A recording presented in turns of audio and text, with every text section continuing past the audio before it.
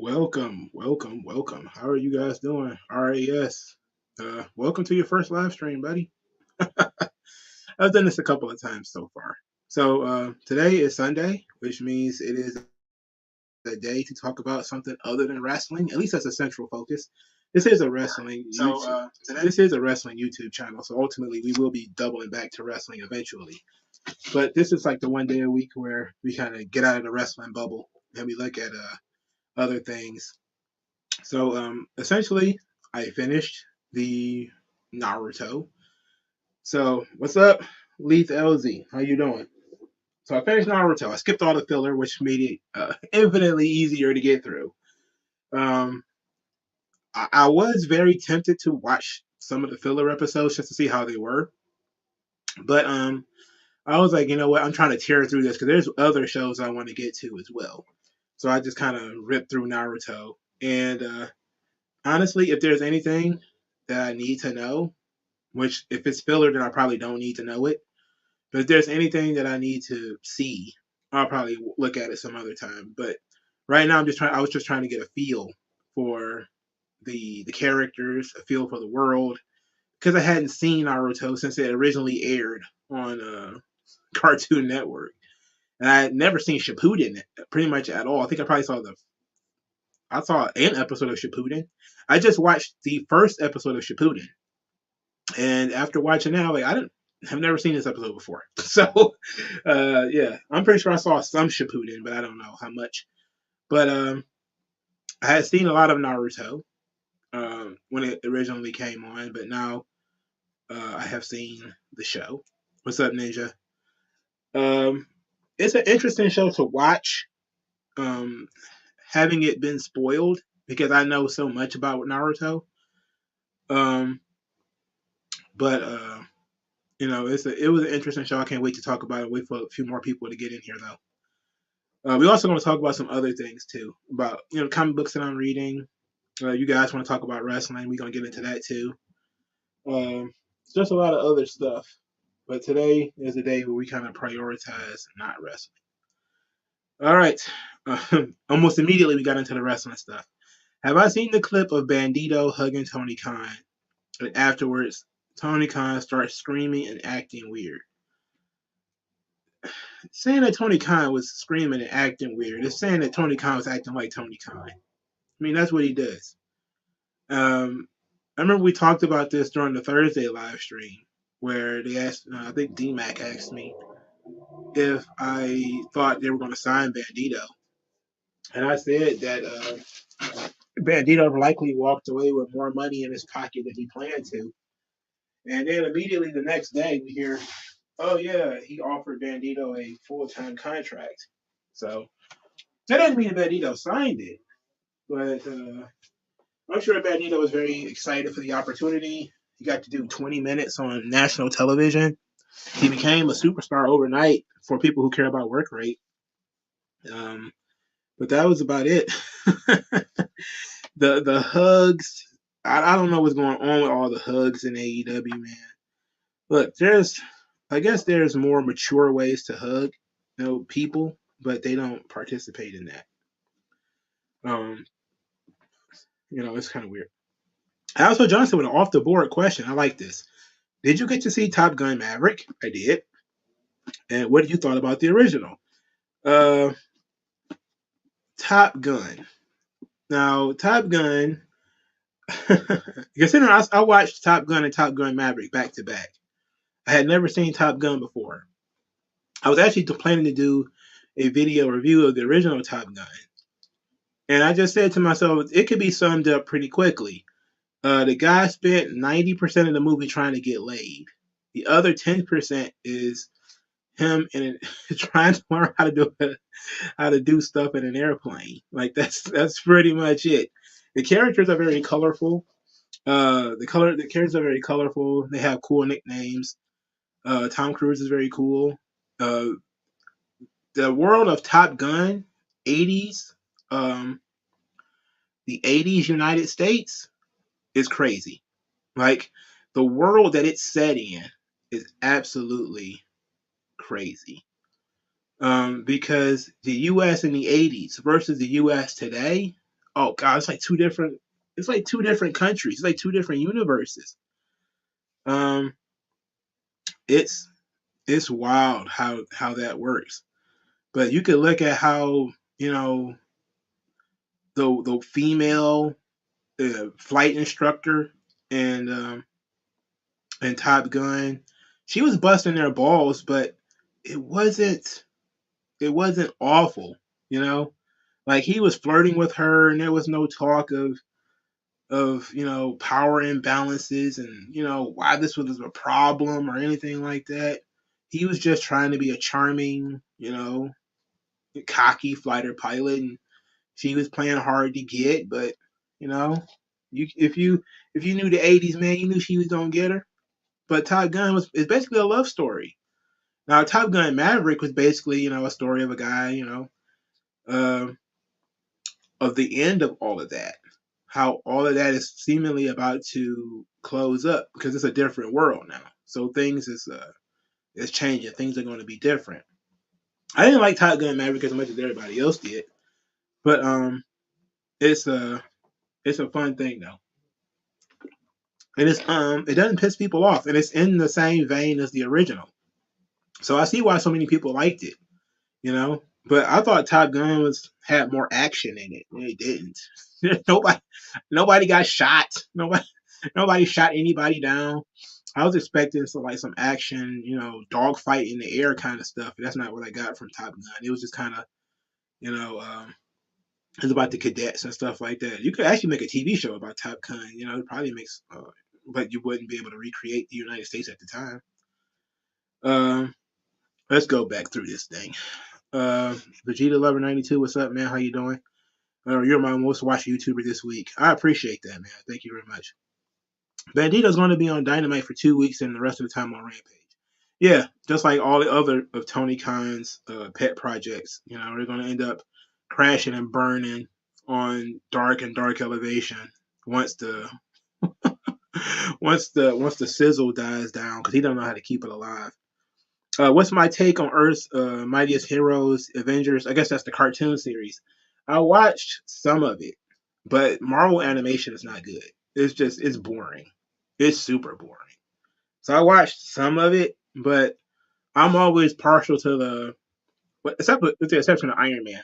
I'm always more partial to the '90s Marvel cartoons.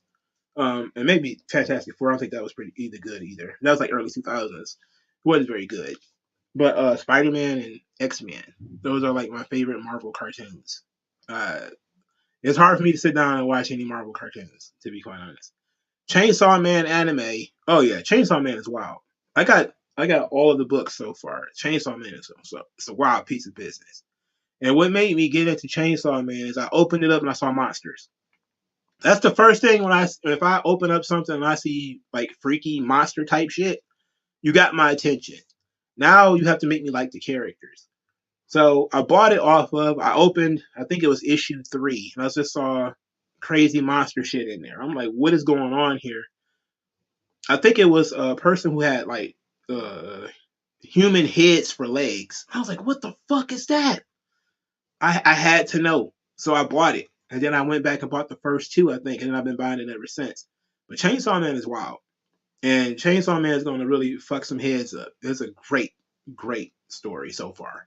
It's only like 12 issues in, 11 issues in. Um, but it's been great. Spy Family is another one that's really been kicking ass.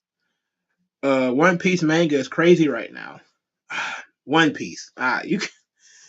There is just too much One Piece to consume. It's just, and because One Piece, unlike Spider-Man or Batman or something like that, actually has a definitive beginning. It's very like that in Berserk, because those things go on for years, and same thing with Hunter x Hunter, because they go on for years and years and years and years and years and years. You kind of just want to. I just kind of want to sit back and wait for it to be over, and so I can go back and enjoy it. That's kind of what I do. That's why I'm watching Naruto right now. So I can go back and enjoy it. But it's just too much One Piece to consume. I can't. I'm not even gonna hold you up. It's a daunting task to ask me to get into One Piece. Did I ever see the Calvin and Hobbes strips, Peanuts, etc.? Yeah, Of course, I saw Charlie Brown. It's in every every goddamn newspaper in the country for 100 years or something like that. Um, but it was interesting. Um, Said Bandito should go to WWE. I don't know. I don't know, man. I don't know if we should go to WWE, but it's an interesting thing. All right, last wrestling thing before we start getting into Naruto. I've been talking about 10 minutes. It says, my thoughts on Daniel Cormier to be the referee for the fight pit. I like it. I like it because Daniel Cormier wanted to do something in WWE, and he kind of got there first. Like as much as I kind of was like, man, Ken Shamrock would have been perfect for that, and I saw him pitching for it on Twitter, but Daniel Cormier wanted to do something in WWE months ago. He had mentioned it, wanted to do something, and this seems like the right thing for him. This is great. This is great, and it's got some crossover appeal with UFC. They're doing a lot of WWE UFC crossover stuff, and it'll be very interesting. Leith LD, we'll talk about MGTOW near the end. Just remind me if I say anything about wrapping this joint up to talk about MGTOW. I guess we could talk about Shikamaru, how cool he fucking is. I love that fucking character. I like Shikamaru, man. He's so interesting, And to kind of transition into Naruto, I found myself very interested in the cast. I found myself very interested in the cast of Naruto. Not so much in the main three characters, but Shikamaru, Rock Lee, those characters are Shoji, kind of. Neji, before they took the edge off of him, was interesting. They took too much of the chip off of Neji's shoulders and basically made him just like everybody else. It's like what Dragon Ball did to Tien. It took too much of his killer instinct away. It's like, yeah, we want to see Neji be redeemed. We want to see him change, but they took too much. And it got to the point where I was just kind of like, well, Neji's like everybody else now. But Shikamaru, I'll tell you, Shikamaru became my favorite character when it was outside the hospital, outside the Choji's hospital room. And the Sand Village girl is giving him a bunch of grief. She's calling him a coward and everything. So he just gets up and walks away. So Shikamaru's dad is like hanging behind the hanging behind the wall. And he's like, you gonna let this girl talk to you like that? And he was like, I'm not gonna stand here and talk to a girl. He's like, I'm not standing here and argue with her. That's what girls do. I was like, hell yeah. He's fucking based. He's based as fuck. Like, yeah. I can't believe they let him get away with that. See, that's the thing about early 2000s anime. Like, there was the character Inuyasha who used to always fill the girls up. What the fuck is his name? I know Kagome is the female girl. What was his name? I think it would have began with a K. But he used to always fill up the girls and ask them to have his baby because he thought he was going to die because he had the wind tunnel in his hand. But he ruled. That character was fucking awesome. And it seems like anime loves having those sort of scumbag characters, but they're so fucking charming. And that's the interesting thing about it, is that they're very, very charming characters. Like Shikamaru is a misogynist, but he's charming. He's responding to her being a bitch. That's the thing. Like, him absolutely her being a bitch. And he's just like, you know what? I'm not gonna deal with this. I'm not gonna put up with you. Nah, I'm out of here. Yeah. Shikamaru rules. He rules ass. Yeah, Shikamaru is a great side character. He could never be the main character. But he's great at, especially when they picked him to be the Chunin, to be the leader, because you're like, wait a minute, he's the guy who quit. he's the guy who, not only did he lose, but he quit his match. But then you realize that, like, when you sit back and you think about it, it was the most rational thing for him to do.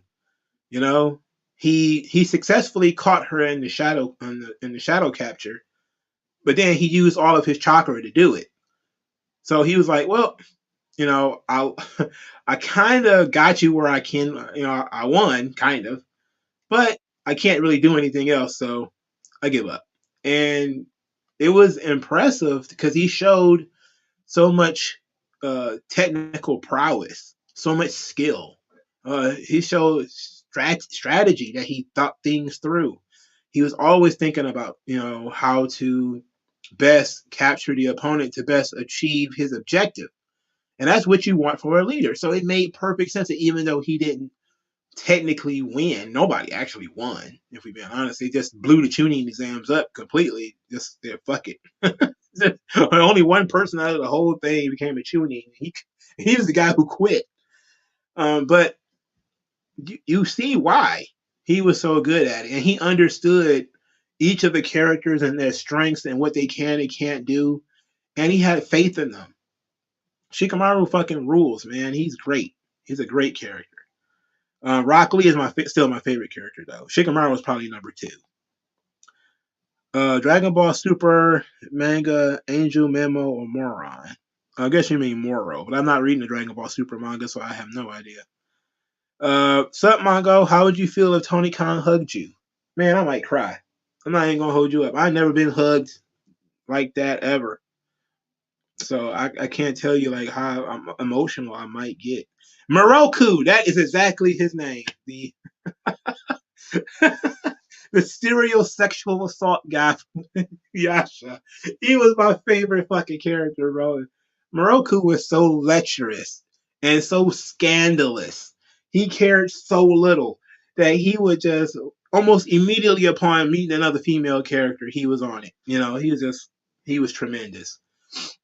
But this is the thing that before we really get into like the breakdown of Naruto, that I really enjoyed about the show is the side characters are not featured enough, but they're really good and they're very interesting. Rock Lee, him losing his abilities was tremendous. It was gut wrenching, and because I didn't know anything about it, I found myself really drawn into Rock Lee's story of him and Orochimaru, absolutely. But Rock Lee's story was it was captivating to me because I was like, oh man, the whole thing of he's just a punch and kick guy, but he has such indomitable willpower. He's such a straight arrow. He wants to do things the right way. And Gaara needed to basically destroy all the nerve endings and bones in his body in order to stop him. And it made him seem just tremendous. He was so well written that I really want to see what a kind of teenage adult Rock Lee is like. Let's see. Ino, she's okay. I like her, but she hasn't done much of anything yet. Sakura sucks. She basically doesn't do anything. She doesn't do anything in the original Naruto anyway. Now, I mean, again, I skipped the filler, so I don't know what she, did maybe have done in the filler, but she doesn't really do much of anything in the series. Randy Sam, can we talk about Super Static? I guess you mean Static Shock, or is you talking about Super Static? Because I might not remember that. What's my take on Marvel Ruins? Fucked me up for weeks. I don't think I've seen it or heard of it. Maybe I ought to look it up and see what's going on here. See, what are my top 5 misused anime characters and how would I redeem them? Oh man, that I have to probably watch more anime before I can come up with a list like that. But Orochimaru, before we really get into let's talk about Orochimaru because, he's a perfect villain. He's literally a snake. He's literally a snake man, and he's duplicitous. He's a backstabber. The more we learn about him, the more you hate him. And that's the thing about, that make about a great villain. is the more you learn about them, the more you dislike them. And certain stories, they have this tendency to, the more you know about a character, the more you humanize him. The more we learned about Orochimaru, the more horrible he is. You know, like you see Orochimaru as a kid, and he is still, you know, a piece of shit. Like he's a piece of shit as a kid.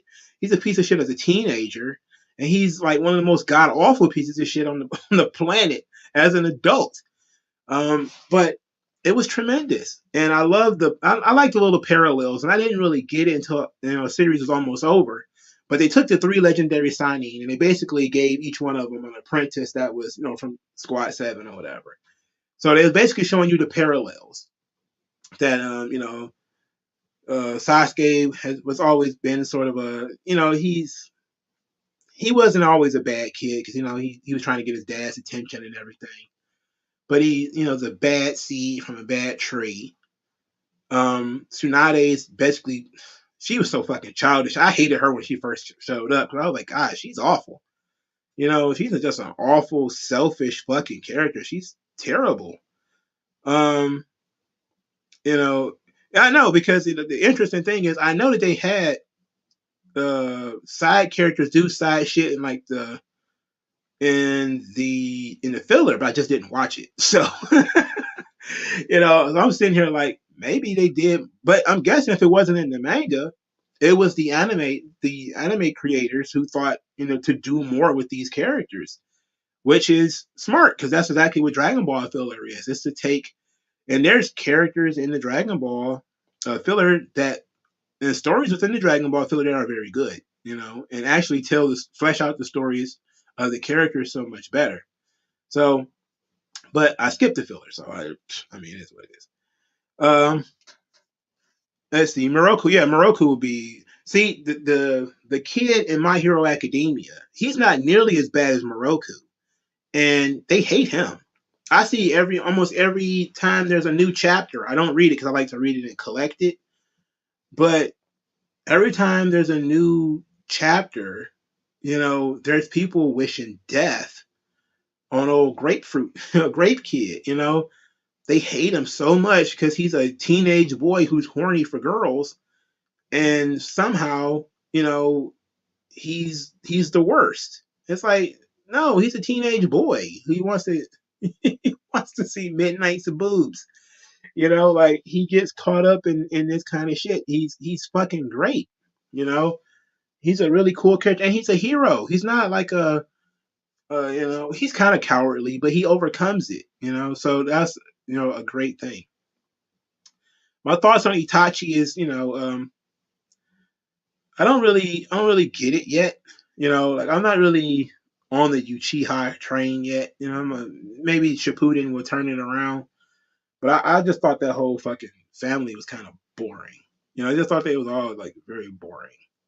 You know, and I was just kind of like, I get what he did and why he did it.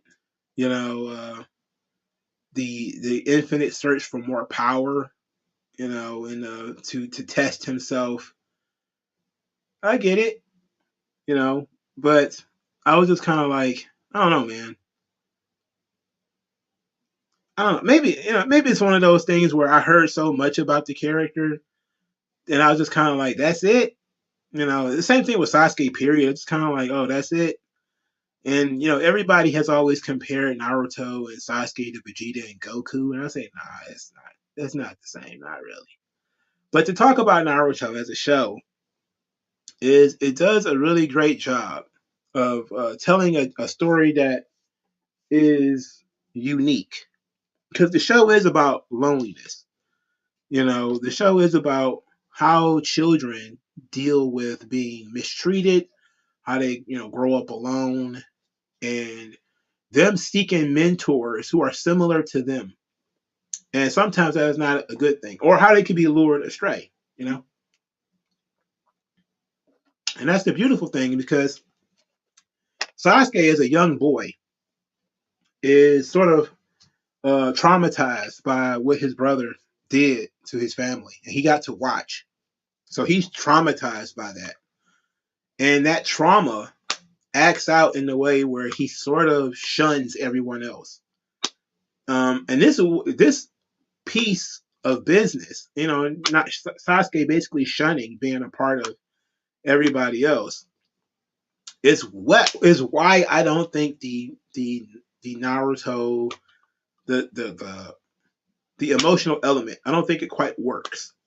And the reason is Sakura and Naruto basically projecting their feelings onto Sasuke, who very rarely, if ever,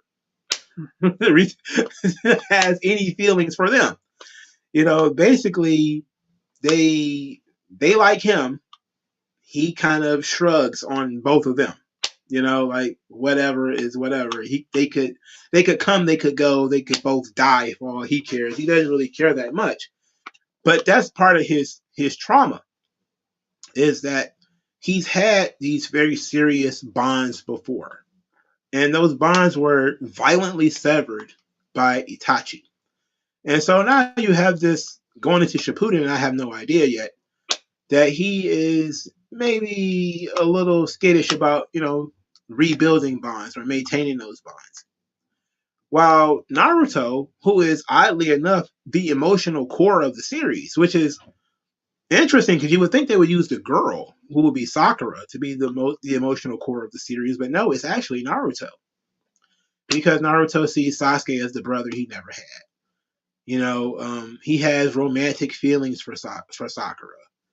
So that's his first crush. So he's the emotional core of the series. And it's through Naruto that this entire story continues. Because if Naruto decides, fuck it, I'm not chasing Sasuke, he's going to let him do what he do, then you don't have the later half of the series. You just don't have it. He has to actually care about Sasuke. And part of it is he cares about Sasuke because Sakura cares about Sasuke. That's part of it. But a part of it is he legitimately does care about him. And he feels like he's in danger, being led astray by Orochimaru. So it works on that level. But the dramatic of the final battle scene between the two of them, and, when Sasuke's using the curse mark and all this kind of stuff, and I'm just kind of like, I don't think it's that emotional. It's that dramatic, because I don't believe that the Sasuke Naruto relationship had bloomed. Like, we never really see Sasuke embrace Naruto as a brother, and then later turn his back on him. It's always kind of been Naruto needs to keep his, stay over here with that. Like, we're teammates, we're comrades, but you need to stay over there. And that's just kind of it. I like to be on my own, I want to do my own thing. He got his own agenda. And it was all about maybe if, Naruto had promised to help him on his agenda or something, or whatever the case may be. It'd have been a little bit different. But for me, I'm just kind of look at it and say to myself, I don't see what the bond is. Like, they came up together, sure, but they were kind of forced together. They were forced together by, the elders. Sasuke didn't really want to be with Naruto in the first place. And he continued to basically say that every time they had any type of interaction, that he didn't really want to be friends with Naruto, and he didn't want to be bothered with Naruto at all. So it was everything that has, and maybe it's, Naruto having issues with, not having friends growing up, that he kind of misunderstood the relationship, Maybe he thought they were friends and they really weren't. But I don't understand how many times a guy can tell you that you're not friends, and you don't believe him. Like, oh yeah, we're still friends. Like, no, we're not friends. We've never been friends. I don't know. I don't get it. Yeah, Mineta is such a fun character though. Like, he's funny. He's comedic relief. That's the thing that I don't understand why so many people hate him. It's like Mineta's not the main character. He's a side character, and he's comedic relief. 90% of the time, he's trying to do something creepy, like, drill a hole in the girls' locker room or something, peek through it, it blows up in his face. which is, typically what happens with these kind of guys. And it's a routine thing with the Morokus and the Master Roshis and the Jiraiya's or whatever. Um, all these anime have that character, the character that's obsessed with the opposite sex. And it almost always blows up in their face, because having a one track mind is a negative. It's incredibly humorous, but it's a negative. And what I liked about Moroku is that he did eventually grow out of that. Like he did eventually overcome it, But it was great watching uh Moroku play the field and rub on booties and stuff like that. It was absolutely fantastic. Um yeah, Sasuke thinks Naruto is a loser. And it's it's an interesting dynamic because it's not the typical my friend has gone bad story. It's mostly like I want to prove myself to this guy, but we're friends too. It's like, no, he's not your friend. He doesn't. I don't think he's done anything friendly for Naruto at all. Like there's nothing friendly at all. And I don't see how Sasuke is his friend either. I don't see how she's his friend either. I don't know. But having Naruto be the emotional core of the series is interesting because usually I think I would have thought the girl would have been. I thought Sakura would have been the emotional core, but she's not much of anything. Especially during the later half of the series, she spends most of that in the village, doing nothing. But I think the most telling couple of scenes is when she spills her guts to Sasuke about how much she loves him and all this kind of stuff. And I had to remind myself that they're like children. They're like 11, 12 years old or whatever at this point, maybe 13 or 14. So it doesn't really mean much of anything what she's saying. But, as she's spilling her guts about how much she loves Sasuke, and then he, teleports behind her and chops her and knocks her out.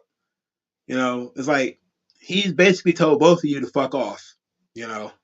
So I mean, what more is there to it? But at the same time, they are children, So you have to keep it in mind that they are teenagers, young people, and they also have this sort of complex where they're fighting on behalf of the Hidden Leaf Village, and they think that Sasuke feels the same way about the village than they do, and he doesn't. He doesn't care about the village, and he has said that numerous times. And it's an interesting. He even took off his headband and refused to wear it at certain points. So, and now I thought it was very interesting when he put the scar on the headband because you see all the other members of Orochimaru's gang, they had their village scarred on their headbands. But that was interesting. But I just kind of like I don't know.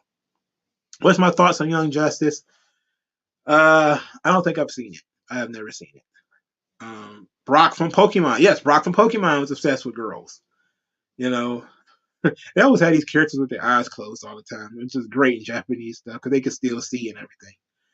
What's my favorite battle in Naruto? I think somebody said it right here is Rock Lee and Gaara. It was fantastic. When you had Gaara, who is, you think is unbeatable, because how do you penetrate that sand wall that he could do? How do you get around that? But Rock Lee just refuses to give up. His inability to surrender.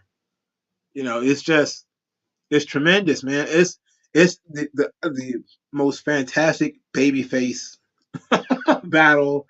It's tremendous because he doesn't have the abilities everyone else has. Everybody else has got demons inside of them, and they got special KK Genkai where they can see your moves, and Rock Lee's just kind of like super martial arts guy. That's it. That's his only thing is super martial arts. That's it. He's a punch and kick guy. And he's still managing to get in there and to hang with them, And they only better than him because they have these innate abilities. Like, Neji had the Byakugan or whatever. And, all these people have these, different abilities. And he's just kind of like, let's go do some sit-ups. It fucking rules. Who saved whose life? PN Pyro. Black saying they were trying to cancel Master Roshi. Dragon Ball Super, they had to edit out some of his perv stuff. Yeah, I've heard about that. That's it's so garbage. I hate that shit, man. But that's today's world we're living in, man. Is these people just don't seem to. They won't let you breathe, and that's when Dragon Ball becomes a victim of its own success. Is they started changing stuff because Western audiences really wanted it. I believe that's the only reason we got Caulifla and Kale is because of Western audiences, wanting to have female Super Saiyans. I don't have a problem with them as characters. I think they ended up uh, growing into something. But I think I truly believe they only exist because Western audiences was like, they need to be female Saiyans. It was kind of like, well, I guess they do need to be female Saiyans. Like, I guess. But now there's too many fucking Saiyans. And I have a definitive problem with that. But that's something that I actually do like about Naruto is that they didn't have, 100 characters with the same power. It does make people feel more unique that they have unique abilities. Um, have I seen Akira? Absolutely. Akira is a classic. Of course, I've seen it. Tetsuo. Ah man, what a weird anime that was. I remember the first time I saw it as a kid. I didn't get it. I didn't understand that shit at all. I was just more freaked out by the effects. It was the same thing with Princess Mononoke. The first time I saw it, I didn't get it. I just loved the art, and I loved everything that went on about it. But I loved Princess. That's my favorite Studio Ghibli movie. When I really got to grow up and watch Princess Mononoke, I really got it. It's the same thing with Akira. The same thing with Ghost in the Shell. Like I saw all these things when I was a kid. Um, so it was way above my head. I thought everything was Dragon Ball or Sailor Moon at that point. So I didn't really get it. But when I grew up and I watched it again, I was like, oh shit. Same thing with Ninja Scroll. Ninja Scroll was pretty simple, so I was able to get that as a kid. But Akira, Ghost in the Shell, I had to watch it as an adult in order to get it. Sasuke saves Naruto from Zabuza. Well, yeah, but he was basically telling him to go fuck himself even before that. And it's part of their mission. They were working together on a mission at the time, so they basically was already forced together. So it was more like save Naruto as a way to make sure that this mission succeeds, because the mission has a better chance of succeeding with Naruto than without it. So it wasn't like he did it because they were, best buds or anything like that. He did it to basically, make sure that the mission succeeded. He says, I don't know about that. I don't think anyone demanded female Saiyans. Trust me, there were people who were demanding female Saiyans. Especially Super Saiyans. There are people who definitely wanted that. I wish I had watched more of Sailor Moon. I wish I had watched more of Sailor Moon.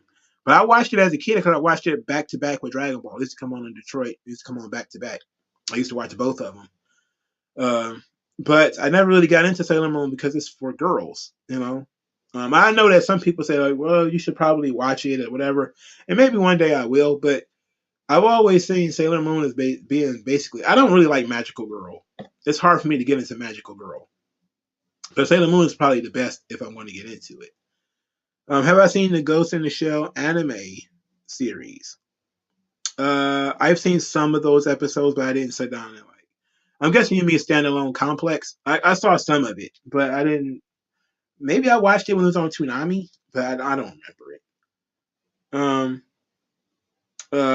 Have I played Naruto Ultimate Ninja Storm game? No, I haven't played none of the Naruto games. I didn't know they existed. Dragon Ball GT trying to force Pan. Yeah, like I think a lot of people, saw the potential of Pan. They forget that Pan was supposed to be like 8 or whatever in that damn series. But they're trying to force her onto us at that point. Who was more scary, Gaara or Orochimaru?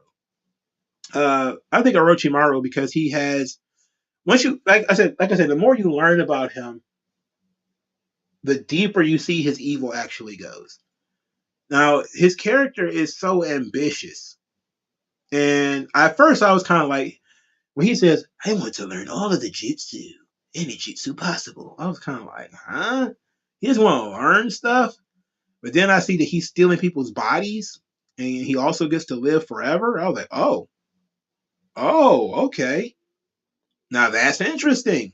I see that he's got, all of these loyal servants who are willingly giving him his body, giving him their bodies. Oh, he's brainwashing young boys. This is far more interesting. Far more interesting. Manga, you should look up Sojo Tsubaki. It's one of the most fucked up anime I've ever seen. I couldn't even finish it. Um, I got a feeling that if I if I actually look it up, I'm gonna be pissed because shoujo, I think, is gay, right? Or was that shoot? I'm pretty sure shoujo is gay, right? I don't know. Have you seen an anime movie Metropolis? I love that animation film. I don't know. I don't know if I've seen it. I'll have to look. Oh, Samurai Champloo. See, now I was actually going to talk about Samurai Champloo in like next week or something like that because I could go through Samurai Champloo. Samurai Champloo is up there with Cowboy Bebop, where it's a show you can watch it from beginning to end, and it's far more fun as an adult watching it. But you also, at the end of the series, I hate to spoil it for anybody, very strange ending to the series. But at the same time, I love Samurai Champloo because all of the characters were great. Mugen is fantastic, and it's so layered. He's such a layered character. Same thing for Fu. She has so many layers to her character, but it's just like Cowboy Bebop in so much as you don't really meet the central villain until near the end of the series. It's the same thing with Trigun. They put so much time and effort into building the core of the series that they kind of forget that you need to have an overall villain. They just give you the reason why they're going to be coming together, and then they go off together.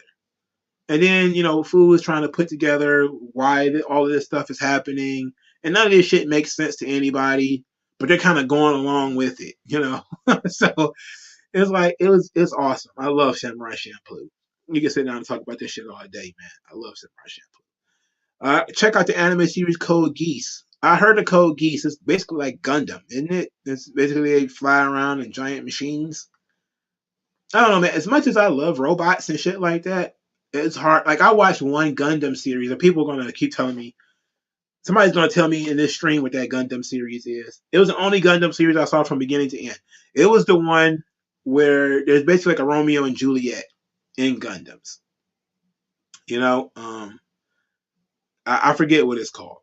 I forget what it's called.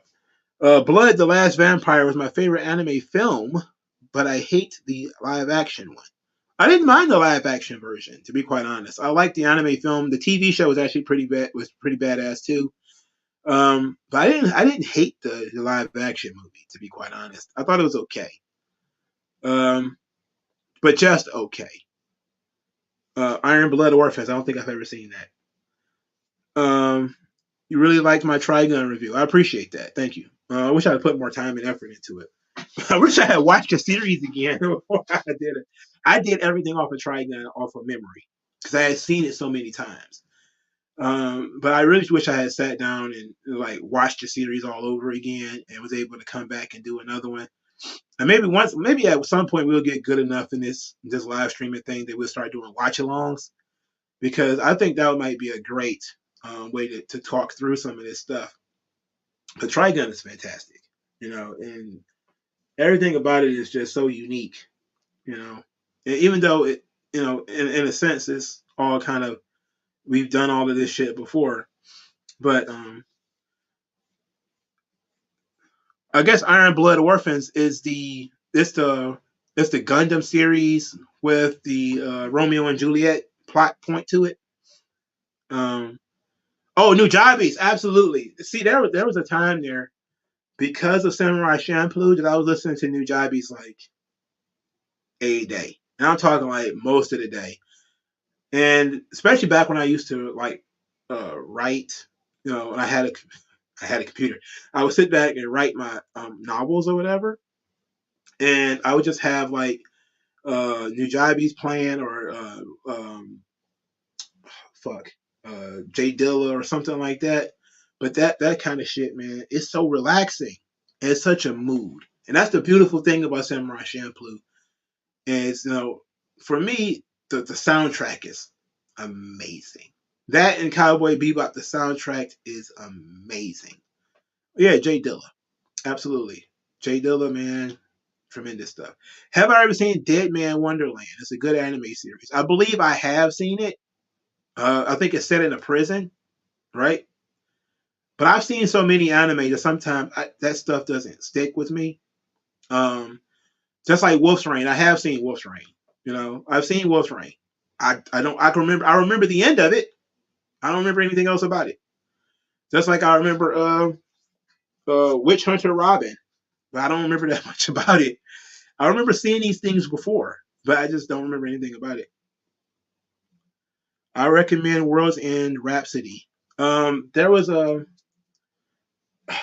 it, there's a song on my phone from New Jobbies. Um, do I be listening to anime theme song openings? Not really. I'm not really that kind of an anime guy that I get super caught up in the anime theme song openings, unless it's it catches my attention. But most of the time, I just be listening to like Samurai Champloo. The soundtrack is just so fucking dope that you had to look it up. Like when he played the end of the soundtrack, I was just kind of like, what? Like, what is this? Because I knew it was hip hop, and I'm a rap geek, so I'm just kind of like, wait a minute, is this rap music? And yeah, there are like rappers on there, like, and I'm like, wait a minute, yeah, Cowboy Bebop and Samurai Champloo, man, part of the legend is in the soundtracks. Absolutely tremendous. Um, he said Bebop is good, but I didn't like it much. Hmm. Explain why you didn't like Bebop. I'm interested. I'm interested in why people don't like Bebop. Have you seen Scried? The fights in that anime was pop off. I seen some of it. I saw some of it. When it was on TV, I saw it. I haven't been able to find it to watch it anywhere because I do remember. I remember, the guy had like a special arm or something like that. Um, Bro, do you still enjoy classic anime series Outlaw Star? It's one of my favorites. Outlaw Star is probably going to be another one of my. I could do a review on Outlaw Star without watching the show again. Like Outlaw Star is one of those shows I watch so many fucking times. I fucking love Outlaw Star. I really do. And for a long time, man, the big three anime for me was Bebop, Outlaw Star, and Trigun. You know, I watched those joints whenever they came on. I bought all three of them on DVD. They were the first three anime I ever bought on DVD. And I love all three of them. I love Outlaw Star. You know, um, my only problem is it went off the rails. There was a certain part of the series where we kind of veered off the rails a little bit. That's the only thing that keeps me with Outlaw Star is we kind of went off the rails. You say Cowboy Bebop felt disjointed to me, like there's no overarching story. The overarching story is Spike's story, but they typically would give you backstory on the three main characters, and of course, Ed. She's a main character, but she's not really. Ed isn't. She's an important piece of Bebop. She's very, very, very important. I did a video on how important Ed is, but ultimately, you don't need that much about Ed, but you do learn a lot about Faye. You learn a lot about Spike. You learn a lot about them, and that's really the overarching story. But Spike's story is the overarching story. That's the story of the series is Spike's story. But I can get it how because it's not something that they beat you over the head with. But it's certainly the overarching story of the series. Mongo, what is your thoughts on people shipping Deku and Bakugo? That's because people are weird and they do weird shit. And they say weird shit. And they do stuff like that all the time. Kenny 2, my bad. One Punch Man or My Hero? My Hero, period. Look, One Punch Man is okay. I like watching One Punch Man, but I'm not into it like I'm into My Hero. My Hero is my shit. Like I'm buying the manga. Like One Punch Man is just kind of comedy to me. It was interesting. I like the animation, but it's all how it's going to end. He's going to punch something, and he's going to win. Or he's going to punch something hard. And he's going to punch harder, and he's going to win. And that's kind of it. Outlaw starring Cowboy Bebop, fun space adventures, lots of sci-fi elements. It's exciting. Yeah, I agree. There probably could be more sci-fi elements in Bebop, but because Bebop at its core is a crime story, like you could have did Bebop on Earth. You could have did the entirety of Bebop could have took place on Earth. Like there wasn't a lot of like weird aliens and stuff. Like at least Outlaw Star has that. It has the Kataro, and the space pirates and space pirate magic and all that kind of shit. That's the one thing that it had over Bebop. And it also had a more of an overarching story than Bebop did. But Bebop was it's so fucking cool. Like everything they do is fucking cool. When will I do my Q&A? I'll probably do it this Thursday, I think. I'll probably do a Q&A this Thursday. It says, I really do like Inuyasha. I guess it's a long anime series. I do love going back to Inuyasha. I love Inuyasha as well. Inuyasha is one of my favorite anime series too, but I didn't get to see the ending of it. I watched so much Inuyasha that eventually it went off the air for a while because it was coming on Toonami, and it went off the air for a while, and then all of a sudden I'm hearing the final episodes of Inuyasha. I'm like, I'll see it when I see it. Still ain't seen it. Still ain't seen it. As much as I love Inuyasha, I just don't have the heart to go back through it and watch it again. But I want to. I really want to. I really want to go back and watch Inuyasha because it's such a great story. I specifically like the episodes where Inuyasha ends up in Kagome's world. Like that's fun shit. That's some really fun shit. Shishomaru is a very interesting character, excellent character. It's just such an excellent, a villain that you can't really kill because you don't know what it is, like Naruto. It's like he has so many different bodies and body types and different shits like that. It's kind of like, what is going on? And you find out it's just a piece of him. Moroku is my favorite character in Inuyasha. Like I like Inuyasha too, but Moroku is easily my favorite character in Inuyasha, without a shadow of a doubt. He's just so humorous, and he's when he's on the screen doing stuff, he's incredibly fun. He's very fun. People thought Ed was trans, and see that's the issue with the damn live action movie. It was they wanted to make Ed non-binary or whatever. No, Ed is a girl. Now I know that the creator of Cowboy Bebop went back and started saying that Ed was non-binary or whatever the fuck. I don't know. But people who watched the series, I don't think anybody ever read the Cowboy Bebop manga. I don't think there was one. I've never heard of anybody who read the Cowboy Bebop manga, if there even is one. And nobody said anything about Ed being trans. The whole point of the story was Ed was eccentric and she did weird shit. And she was just a weird character. And she had a weird name. So it was like everything about Ed was fucking weird. And that's why everybody liked her. Because she wasn't defined by how she looked or you could tell once Ed said Ed was a girl, you could tell that Ed was clearly a girl. You know, by the features that she was drawn with very soft features. You know, she's very slim.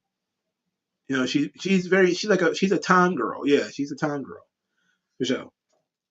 Um, you can ask whatever you want on this joint. I'm probably gonna get to the anime stuff first. Mongo, have you seen Fist of the North Star? One of my favorites. I probably have seen Fist of the North Star, but I'm currently reading the manga. I got the Dark Horse Comics is printing out these hard covers of the manga. I've got what is this? I've read four. I have six. I just picked up the sixth one this week. Well, if Sunday is the beginning of the week for you, then I picked it up on Friday. But I haven't read five or six yet. I'm gonna get around to it eventually. Probably actually tomorrow I may actually read five and six. But I love Fist of the North Star. Um, it's an interesting uh, story because Ken is just punching holes in fucking guys, you know? Like he's just punching holes in guys. So it's like he's a badass. But they're writing him in a way that makes so much sense where he can be a powerhouse and yet come across as being super fucking heroic. And that's really what got me into Fist of the North Star is that this character is, you know, he's the guy who comes in and he shuts it all down. You know, you think you're about to go out here and rob and rape and do all this kind of shit in this wasteland? Hell no. He's going to show up and he's going to punch a hole in somebody and this shit is going to stop. You know, you're going to act civilized out here in this wasteland. I'm going to fuck you up, which I love. You know, it's tremendous. Did I hear about the new Deadpool movie and a young Wolverine? Well, you know they're desperate when they start digging into Wolverine again because Wolverine's supposed to be dead. So that should tell you right there that how desperate they are for the next Deadpool movie to sell. Inuyasha the Final Act. That's the end of the series. Well, I would have to watch the entire series all over again. I can't just jump into the final act because there's bound to be some stuff, you know, relevant to Naraku and the jewel shards and everything that I don't know. Like, I think the last thing that I saw is when his quote unquote daughter, sort of, you know, the two main villains that was born from Naraku, I think both of them got killed. And, you know, I saw, you know, it was very sad, actually. I think one of them actually turned against him. But I think that was the last thing I saw. And, you know, I was kind of like, all right, we'll get back to it. But I'm at the point now where I'm almost like, yeah, I should watch Inuyasha. I'm almost at that point. Inuyasha got a sequel. It's him and Shishomaru's daughters. And of course, it's not as good. I seen it in I went to the manga store. I seen it. My friend who I used to watch anime with, I contacted her about it. I think it's called Yashahime or something like that. I was like, I would buy it for her and then just send it to her, but she didn't seem like she was very interested in it. And plus, I don't think she actually read the manga for Inuyasha, but she's in love with the show. It's her favorite show. You know, Inuyasha is like her favorite. So who I got? Perfect Zell or Broly from Z? I'm guessing you mean the non-canon Broly, the official non-canon Broly, which, you know, he'll probably one-shot Cell if we think of it from that perspective, you know. But I don't know. That's a good question because I don't know what level Broly is in. If you're asking me which one I found more interesting, I found Cell more interesting. Bleach is a fantastic anime series. You love sword fights. They focus on the Soul Reapers. Bleach is another one of those series where I watched enough of it to know it exists. But did I finish it? No. It's entirely too long. It's too much Bleach. It's like Attack on Titan. I love Attack on Titan. I was excited as fuck every week to watch Attack on Titan. And then I saw some shit in it that I was like, you know what? I can wait. And then next thing I know, the series was over. I was like, oh shit. When they started turning into Titans, I was kind of like, I don't know. It kind of killed the mystique of the Titan for me. You know, I was kind of like, I don't know. But still, since I don't have any idea what the Titans actually are, I could go back and watch the series and probably enjoy it. But I remember, my brother was watching it, and all these guys was just basically turning themselves into Titans. I was like, oh hell no. So now we're figuring out the Titans are basically like something that you can transform into. Mm, I don't know. Maybe I ought to watch it again. But I want to read the manga. So I think I want to read the manga because I like monsters and shit. Monsters are very cool. Bro, yesterday you grew up, watched Cartoon Network. Cartoon Network had its 30th anniversary. What is your favorite Cartoon Network shows back in the day on the channel? Dexter's Laboratory and Johnny Bravo.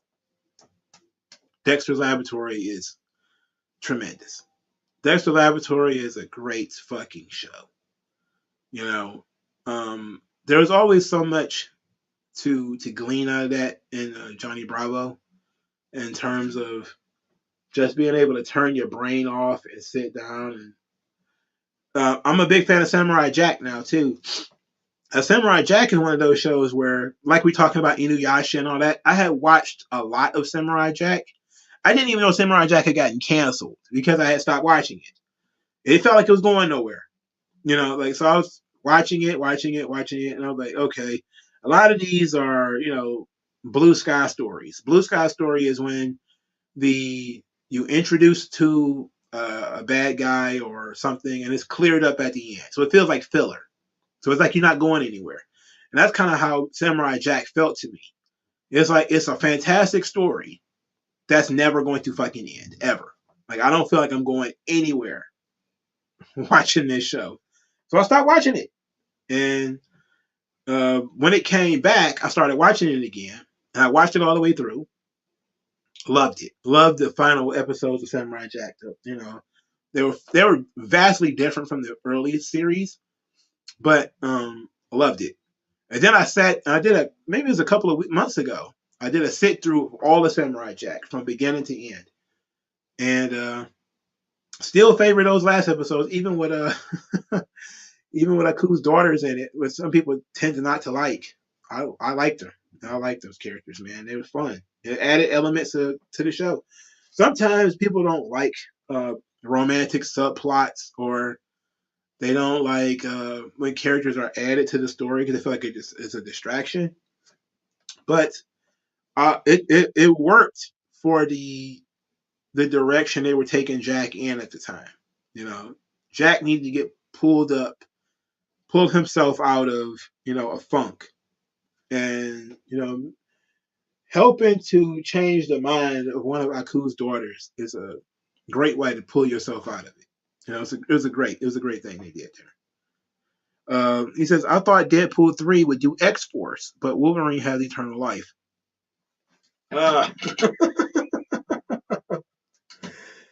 See, what version of X-Force? Because, okay, you're going to have Deadpool, you're going to have Cable, you're going to have Domino.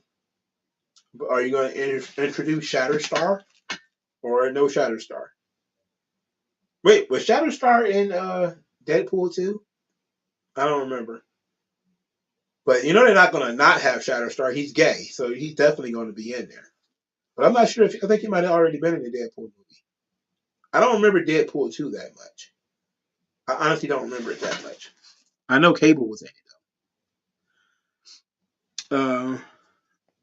Let's see. Have I seen Dragon Ball Evolutions? Come on, man. I didn't watch that shit. Broly can't one-shot Cell. Broly has pretty much infinite power. So, it's considering he really had infinite power, I mean, who's to say he can't? Ichigo Kurosaki is an amazing main character in Bleach.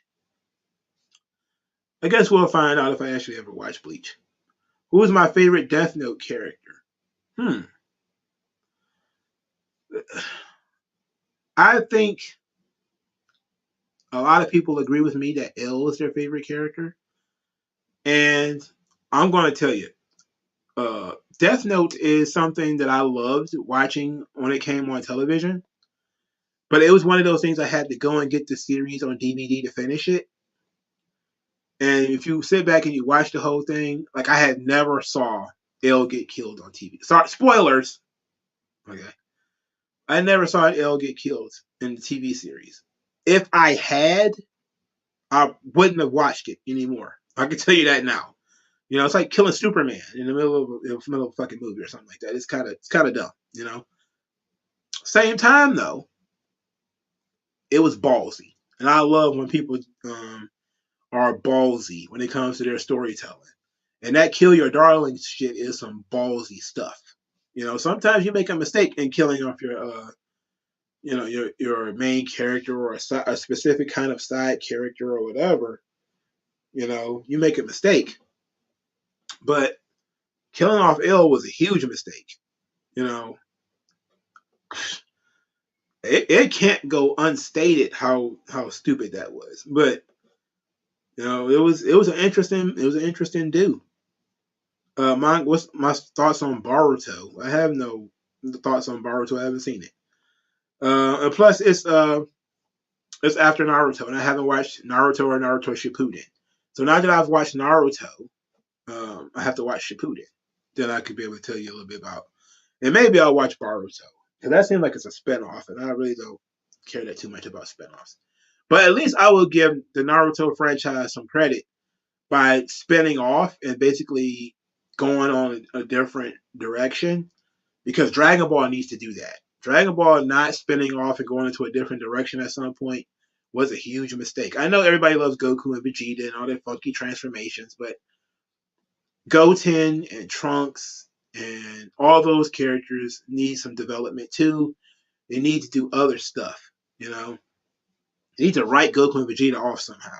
And then just let Goten be the main character, I guess. I don't know. Avatar, The Last Airbender, or Naruto? Avatar. Avatar. Easily. Look, not Avatar. I think all the characters were younger than the characters in Naruto. But in Avatar, Aang is such a lovable character. Toph is such a lovable character. Sokka is such a lovable character. Zuko and Azula and all of them, they have such great character arcs. You can't beat Avatar.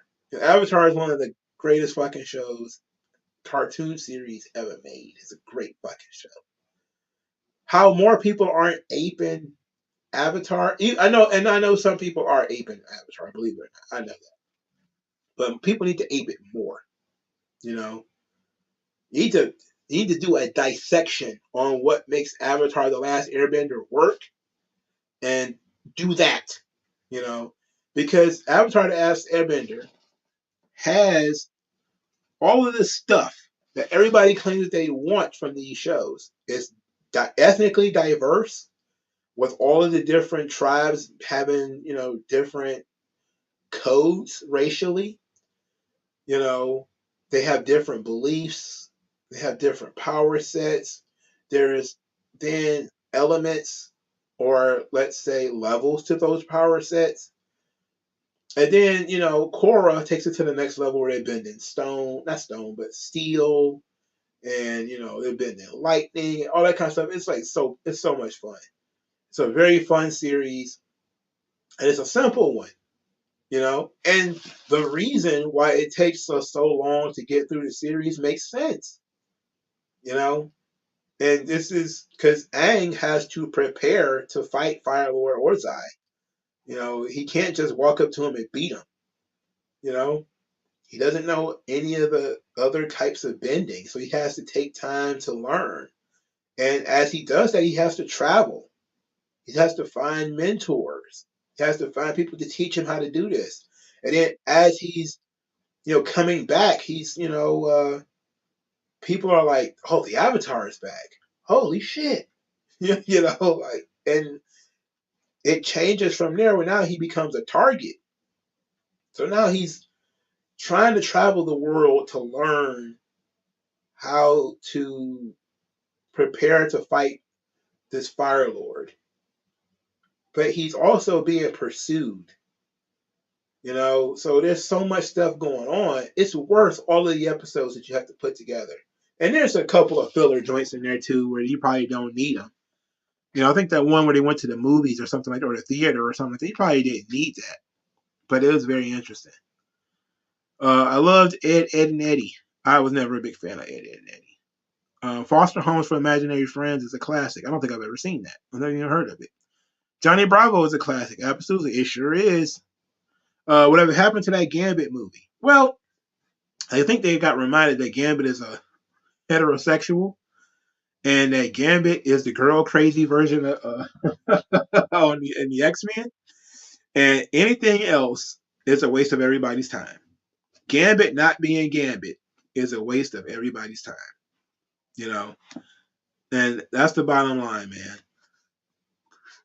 Anything but Gambit and Rogue flirting with each other, and Gambit continually being shut down, only eventually to get the girl in the end. It's not going to work out, man. Um, how long do you think Hollywood will ever get the video games to respect as the comic books? The same respect. Well, considering they don't have too much respect for the comic books at all, the thing is, video games are always criticized for not having a good story. People don't believe that the video games have story. So that's always going to be the struggle. Something like Street Fighter, something like Mortal Kombat. It's always an idea of what the hell is the story going to be. It's like, well, if you played those games, you know what the story is. But then there's a desire to go beyond. Like the most recent Mortal Kombat movie, where now they introduce Scorpion's, what is this, his descendant or something like that? Some guy who's from his bloodline or some crazy shit. It's like, why would you introduce that? You don't even need that. It took from people who are steeped in Mortal Kombat lore to tell me, like, this character doesn't even exist in the games. You basically shoehorn him in. And it's like, well, he wasn't needed. You got all kinds of solo games to explain Scorpion and Sonya and Jax and Kung Lao and Liu Kang. How is that not enough? It's a tournament for the fate of the Earth, and these are the heroes: Kung Lao, Liu Kang, Sonya, Johnny Cage, Jax, and maybe Sub-Zero is kind of a wild card. Even though he's more of a it is what it is. And then the villains are the Black Dragon Clan and, the Outworlders. It's pretty much cut and fucking dry. Why do you need to keep changing shit? It's like Resident Evil. Like, Resident Evil's a simple fucking game. It's a survival horror game. You are trapped in a city of zombies. That's literally the story. Get out of the city of zombies. That's literally the story. You spend some time trapped in a mansion, or trapped inside of a hospital or something like that. You're going to be in there for a while. But that's generally the story, is that you're trapped in a city of zombies. That's literally the story. How could you fuck that up? How could you fuck that up? You have to be a genius to fuck that up. Have I seen the live action shows Primal? The same creator writer who did Samurai Jack, he worked on the show called Primal. It's about a caveman and a dinosaur going on an adventure. Yeah, Primal rules. Primal is great. And the best thing about it is it's a silent show because the main character doesn't talk. So you got to really pay attention. I just saw, the episode where the dinosaur has a friend, where basically the dinosaur basically has a girlfriend. I don't know if it's a girlfriend or a boyfriend. I'm not sure because I don't know what the gender of the dinosaur is. But it's the same thing where the caveman, he starts meeting new friends. And then the dinosaur is trying to eat the caveman, and his dinosaur is trying to protect him. But the dinosaur who's trying to eat him, they're like, no, I'm going to eat this fucking guy. It's such a heart-wrenching storyline. It's super heart-wrenching. It's a great show. Let's see.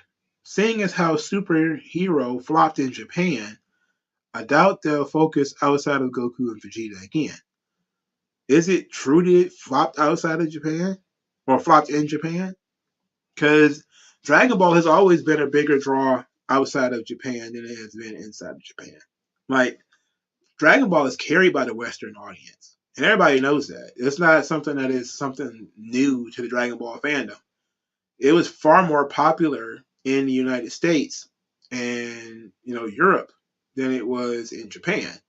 That's why something like One Piece is way more popular in Japan than Dragon Ball. But whenever they do Dragon Ball stuff, it's always a rush to get it to the Western audience as quickly as possible because that's the audience that really wants it. You know.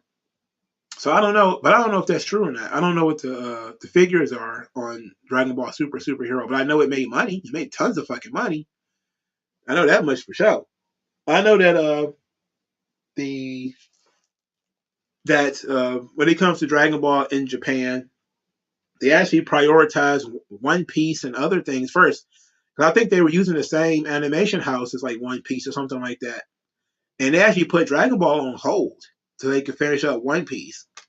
And that's where you had the terrible Dragon Ball Super episodes because they didn't really give a shit. This was kind of like, get this shit to the Western audience as quickly as possible because they loved them some Goku and Vegeta, and that's kind of it. And I'm okay with that. Like, if that's the case, man, we need to just be able to grab that joint and run with it. But they're definitely going to do some more stuff because again, the Dragon Ball fandom will take Dragon Ball content no matter where it comes from or where they can get it from. That's just kind of how they are. Have I seen regular show on Cartoon Network? I have not. Said Broly was defeated by a punch from a half-dead Goku, powered by almost half-dead allies. No. Goku was beat up, but he had absorbed the powers of everybody else around him. Gohan literally had one hand at the time, and essentially what ended up happening is he was distracted by a bunch of other people, and he still ended up getting defeated. He says, I fucking love Avatar. Iroh is a goat. Legend of Korra is trash. I say this every time, but Korra, it didn't have to be trash. This is where you started. That's where I first started seeing some of the subversive elements of storytelling within writing is the desire to make Korra always right and to make her all powerful from the beginning. Now, if you want to tell an inverted Avatar story, great fucking job. Korra, we introduced to her. She's cocky. She's got 3 of the 4 elements. Yada, yada, yada. That's great. I actually didn't mind that because she's going to get humbled. So I'm cool with that. And then she meets the guy who could turn her powers off. So boop, boop, boop. He turns her powers off. Now you got a fucking story, right? Where now she has to go and either learn how to open up her chi airwaves again or whatever, or she has to learn how to be the Avatar without having the access to the powers, and then she eventually gets the powers back or whatever. That'd have been so much better. Then she learned literally nothing after getting her powers turned off, and she was still being a douchebag, and then she was still being a prick, and she's been a prick till the end. Every time she fucked up something, it was somebody else's fault. It was awful. The way they wrote her, they wrote Korra so that Korra could never be wrong. She can never really make a mistake.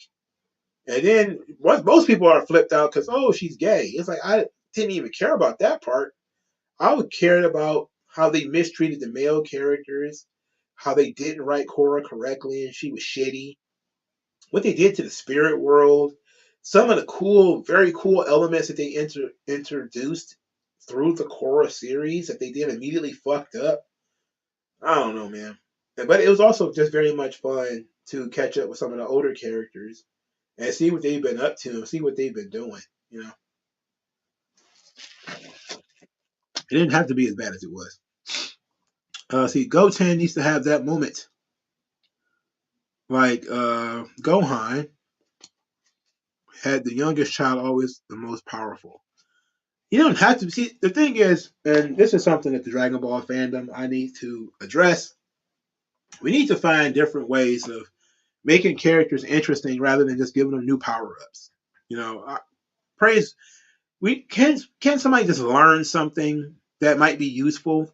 Like can't he been the guy who learned how to how to do the spiritual capture thing, and put Zamasu in a bottle, and that's it. And that's how he wins. It's like the character can't suck. Goten doesn't suck. He doesn't do anything. So it's like sucks. It's like, what does he do? He doesn't do anything. Only thing he does is fusion. If he's not doing fusion, he's literally not there. So it's like he barely exists. It said Gambit is Marvel's future. Not likely. They've killed off the allure of Gambit a long time ago. I think making him part of the Mutant Massacre kind of did that.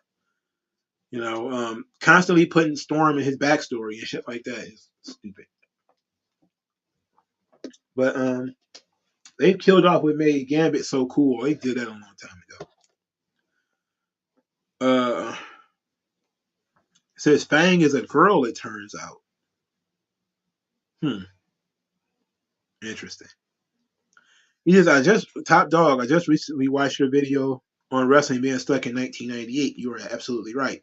Yeah. And what's even worse is the fans are stuck in 98. Vegeta Lover 92 says that it didn't bomb, it just didn't do as well as Broly. Well, I think part of that is Broly, right? Broly was a big draw. How Toriyama was going to rewrite the Broly character was a big draw. When people found out about Dragon Ball Superhero, admittedly, when I heard about it, I was not that interested in it because I didn't see what was going to be different. Red Ribbon Army, we've already done that. Androids, we've already done that. Cell Max. I mean, we've already had Cell. We've already done that. Gohan needs to learn his secret inner power and to go back to training. We've already done that. So it was what about this movie was going to make everybody run to go see it? They weren't introducing any new elements. They weren't introducing anything fresh. They just gave Gohan and Piccolo new transformations. And hey, you might be interested in, Pan, so here she is, and you might be interested in, what Goku and Vegeta are up to, so here they are, and hey, Broly's here too. But that's it, If they'd have came up with something fresh, new, that opened up some new opportunities, like let's say that instead of, it being Red Ribbon Army, that it had been the corrupt Dragon Balls from like GT or something. People definitely would have went out and saw that. They definitely would have went out and saw that. If it was going to be a Toriyama rewrite of Dragon Ball GT, the corrupted, Shadow Dragons, but it was going to be just Goku and not Goku, but Gohan and Piccolo and Trunks and Goten. They're going to have to go and retrieve these broken Dragon Balls. I'm telling you, people would have went out and saw that. Even if Goku and Vegeta wasn't in it. It's just when you looked at the trailer, you just see a bunch of shit you've already seen. And you don't see anybody who's going to be a threat to Gohan or Piccolo or anybody else. So it's basically nostalgia. And it was very unfortunate they chose to do it that way because it didn't need to be that. It didn't need to be done that way. It was the worst grossing Dragon Ball film. I'm not surprised. It says it was not. It ain't done yet. I don't know. I mean, it's also post-pandemic, so I can't tell you. 50% Gohan and Super Saiyan 2 ally powered beatdown. It wasn't an ally powered beatdown though. He literally absorbed their powers, like all of it they had left. And it was literally a sucker punch to the gut. And it was also one of those situations where they had written themselves into a corner because it was like they had done all this stuff to defeat Broly. Well, it's essentially a spirit bomb. Let's put it like that. If you want to put it like that, it's basically Goku had to use like a punch version of the spirit bomb, what they call the Super Dragon Fist. Even though for some reason it doesn't, he doesn't use it anymore, which sucks because I like the Super Dragon Fist. Alto Johnson, the Red Ribbon Army was the most underappreciated villains in the whole Dragon Ball universe. Yeah, but they had already come back. They had already come back in Z. So now you're like, all right, we're not getting anything new.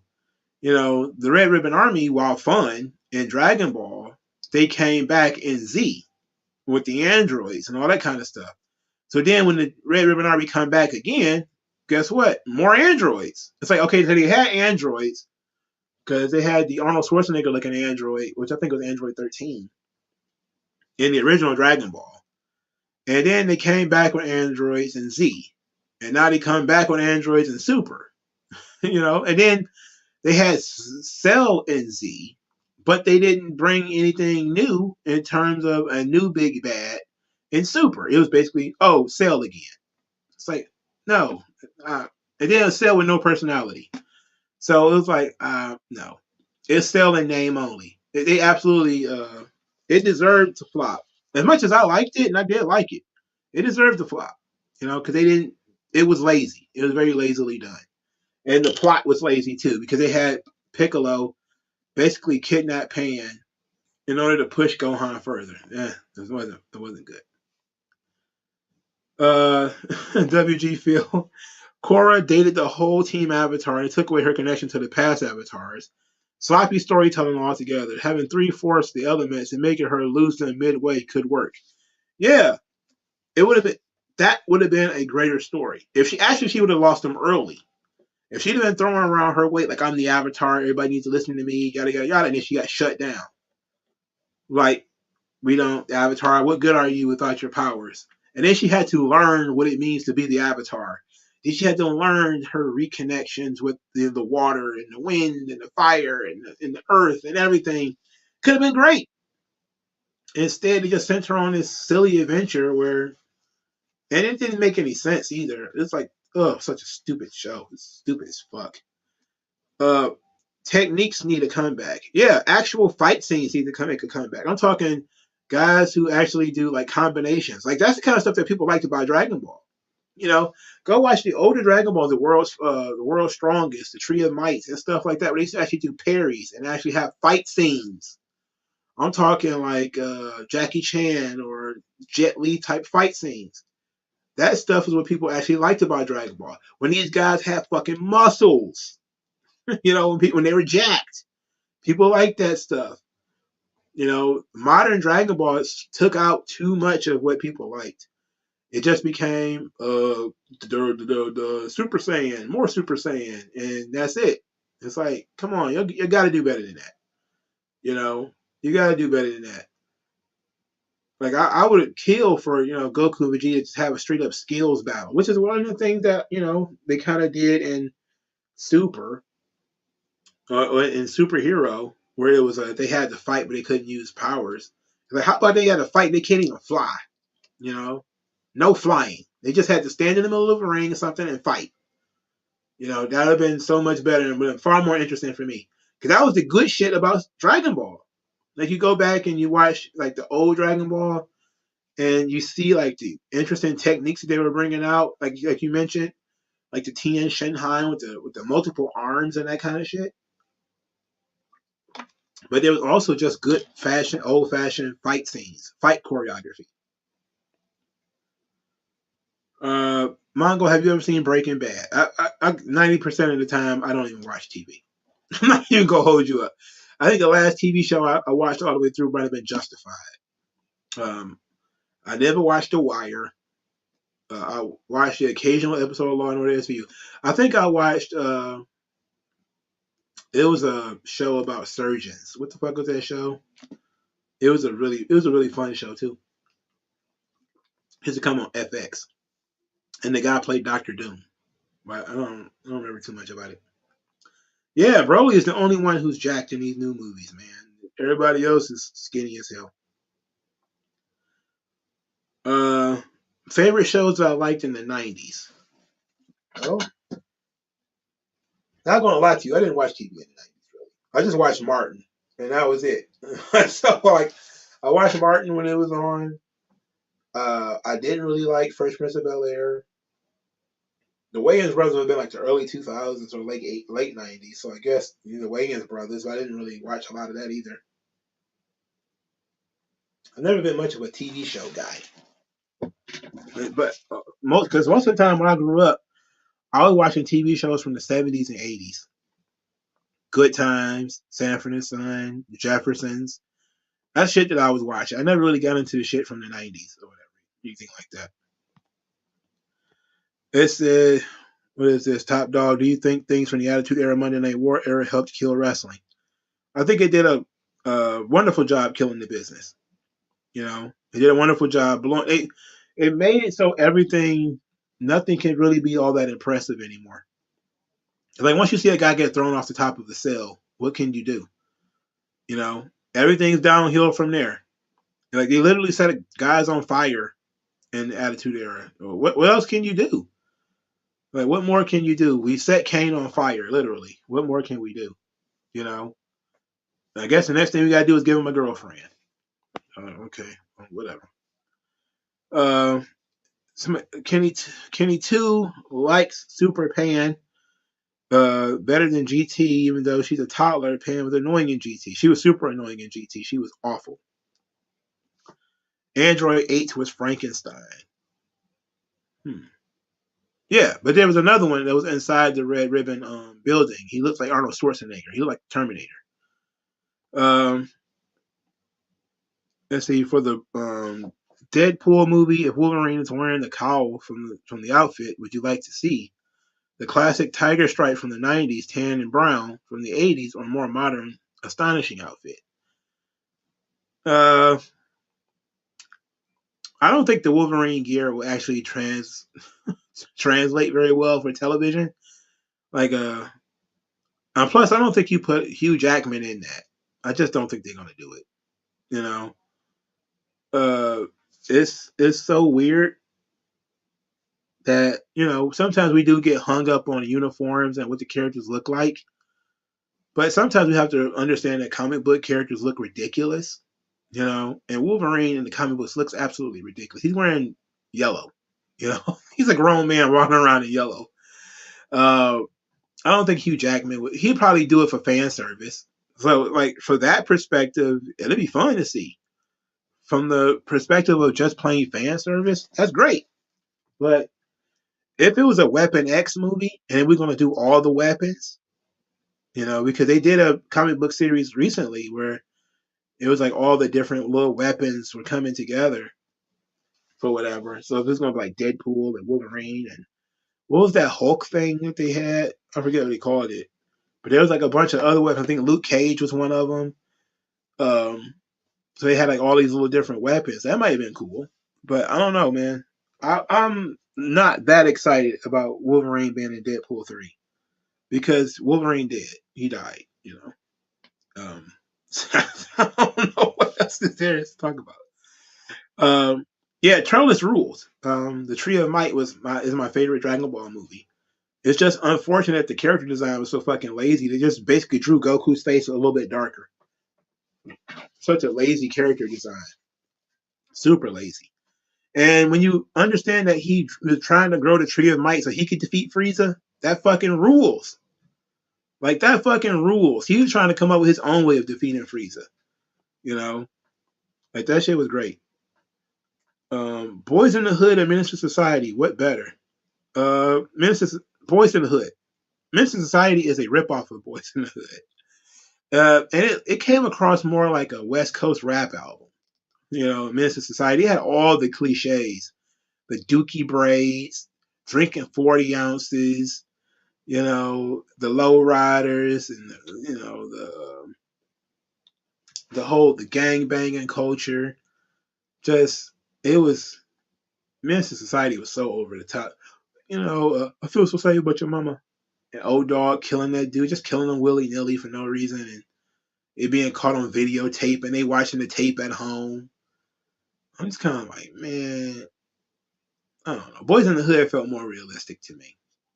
Minister Society just felt like they listened to a bunch of West Coast rappers and decided to make a movie off of what the shit they was talking about. Top Dog. I say the Attitude Era Monday Night Raw era helped ruined the heel and babyface. Someone like Cena had a hard time doing the Hogan gimmick. Due to the fans still wanted that era of faces. Uh, it definitely destroyed the concept of heels and faces because it made the heels the good guys, you know, and that was a problem. There were no pure baby faces, and that's the thing that you nailed it right there. Pure baby faces went out of fashion, and WWE went back to their roots with John Cena, pure baby face, and people was like, no, we want ass kicking, beer drinking, beating up on women babyface. And then when Cena tried to do that kind of stuff, it came across as being kind of corny. You know, it's like that's not really what we wanted, man. But at the time, WWF wasn't doing very well financially. They were kind of scratching and clawing, and super clean babyface Shawn Michaels didn't work, and Bret Hart wasn't much better. So they were looking for something different, to do something different. And Austin and Rock hit. It was something that worked. So they decided to run with it. And over in WCW, the NWO was far more interesting than anything that they were doing on the babyface side. So they were making all the money, and they were killing the babyfaces every fucking week until Goldberg came along. So yeah, that was basically, I guess Sting. He wasn't killing Sting every week, but he was like the ultimate hero. And then they shit on him too. So I don't know, man. It was kind of dumb. Somebody do a film, TV, music stream. Well, basically that's what this is. Do a favorite porn genre stream. Why would I do that? Um, I don't have a favorite porn genre. It's like, what is there other than I want to watch heterosexual people have sex? I guess if I feel like I want to watch porn, like I don't know, all that cosplay shit ain't for me. Speaking of GT, I like Vegeta character in GT. He wasn't always obsessed with fighting. Goku and more human-like, but still had the same pride in him. A lot of people liked the character progression of Vegeta in GT. I wasn't feeling it though. To me, it felt like, okay, this is okay for Vegeta. It wasn't awful, but at the same time, he wasn't in the series enough. You know, because most of the series they are not on Earth. So it's Vegeta's stuck on Earth. Goku's out in space. Compared to Super where they're, attached at the fucking hip and they can't seem to get them apart. It makes GT different. But I don't know. I just didn't feel GT's Vegeta was very good. I liked his relationship with his daughter though. So that was very cool. The Friday series or the Rush Hour series, which one I think was better? Um, I think I'm probably Rush Hour, if you're being honest. Friday, the first one was funny. The second one was funny. Third one, not so much. Rush Hour, I'm a big fan of Jackie Chan, so he makes me smile. So. Cooler was also a great villain. His final form looks so cool. I think Cooler, they didn't do enough to differentiate him from Frieza. So it's like he basically just another Frieza. So it's like if they had done something to separate him somehow from Frieza, um, it would have been better to me. Also, Toei Animation are so fucking lazy. They basically just made movies that was in accordance with whatever was going on in Dragon Ball canon. So Lord Slug comes along, and it's a little bit right there with Demon King Piccolo, where the immortal. Now the lore of Lord Slug is fucking cool. A Namek that was evil, so he was kicked out of his society. Kicked out of Namek society. I fucking love that. That's a great fucking backstory for a character. If Lord Slug was canon, I would be absolutely down for that. And I like Lord Slug as a movie. Believe that. I like Lord Slug. I actually liked him more than Cooler, if we're being honest. But the Dead Zone was another one. It just seemed like they were, hey, what's going on in the show? Oh, they're on Namek. Okay, we're going to create a villain that's Namekian. Oh, they just fought Frieza. Okay, so we got to have a Frieza like villain. Oh, fusion's the new thing, so we got to have a movie with fusion in it. And I think BoJack, was the only time they kind of went off the board. And even BoJack was made because now Gohan was the main character. Just like, hey, we had Super Android 13 because, well, androids are the main characters and they're the main villains now. It's like they're so fucking lazy, man, in doing that. And you missed out on so many opportunities to do fun shit. And sometimes they even created very cool lore, like I said, with Lord Slug and Turles. With that there's another Saiyan out there trying to defeat Frieza. He's just trying to do it in his own way by destroying the Earth and eating a bunch of fruit from the Tree of Might, and he's going to use that to destroy Frieza. He's not trying to become a Super Saiyan. He's trying to I'm going to use this to destroy Frieza. That would have been fun canon shit. I would have redesigned Turles though, but that would have been some fun canon shit. Lawrence Slug would have been some fun canon shit. Cooler, maybe. Maybe. Super Android 13, no. That's nobody's favorite movie. It sucks. Everything after Broly was the first, except for Super Broly, can chuck wind. Bio Broly, Broly Returns, all that dumb. No, I don't need none of that shit. And that's the bad thing about the Dragon Ball movies. Is that some of them are very good, but some of them are also very, very, very fucking lazy. And Superhero, despite the fact that I actually liked it, like I said, it's in the same with Super Android 13 and Bio Broly. It's just a cash grab. That's what it was. And some people saw it coming and didn't go see it. So they were smart.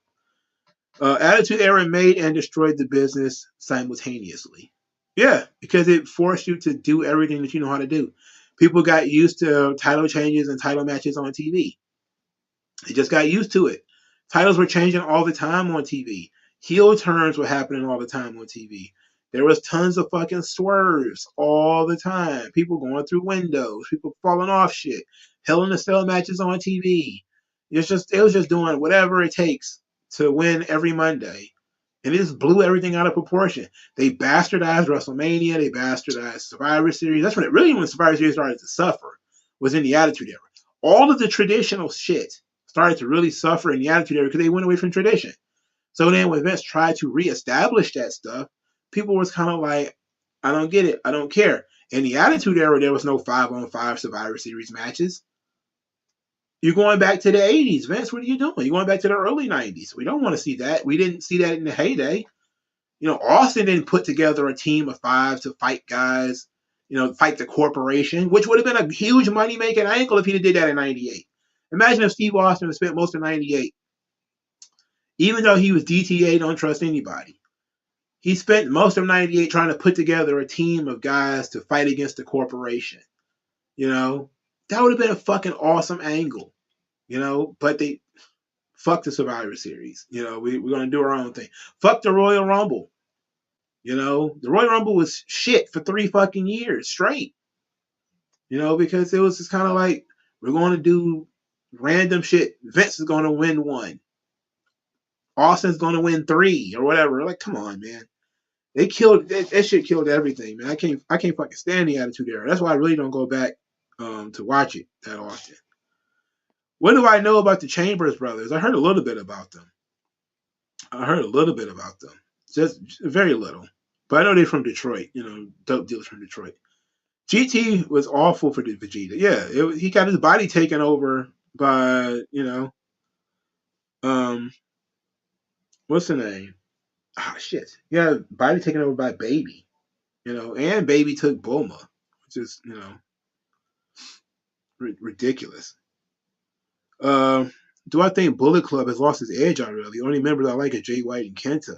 Other than that, the Bullet Club is awful. Bullet Club has been awful for a decade, man. Bullet Club has sucked for 10 fucking years. Like the Bullet Club is where they dump all the white boys that they don't know what to do with. Fucking Chase Owens is in the Bullet Club. There ain't nothing special about that. Bullet Club sucks. It sucked for a long time too, man. It might have been cool when AJ Styles was there, and or when Finn Balor was doing it. It was cool, but Bullet Club, nah, especially after the Elite came in. Oh no, man. I was actually a supporter of Kenny Omega getting the push because I thought he was good as a junior. Um, Unfortunately, he got on the gas, and then Meltzer started to overhype everything that he was doing, and I was kind of like, okay, no, no, not interested. Um, Says baby, what a name, right? Real creativity, right there. It's just again, it created this interesting story because it had already been in Dragon Ball lore that the Saiyans shared a planet with these other people, and nobody ever asked where the hell those people went or what happened to them. And so GT, latched onto that and decided to extrapolate from it, which is good. But they basically turned it into this guy takes over people's bodies. He's basically a leech. And I'm just kind of like, I don't know, man. I don't know about that. That didn't sound too good.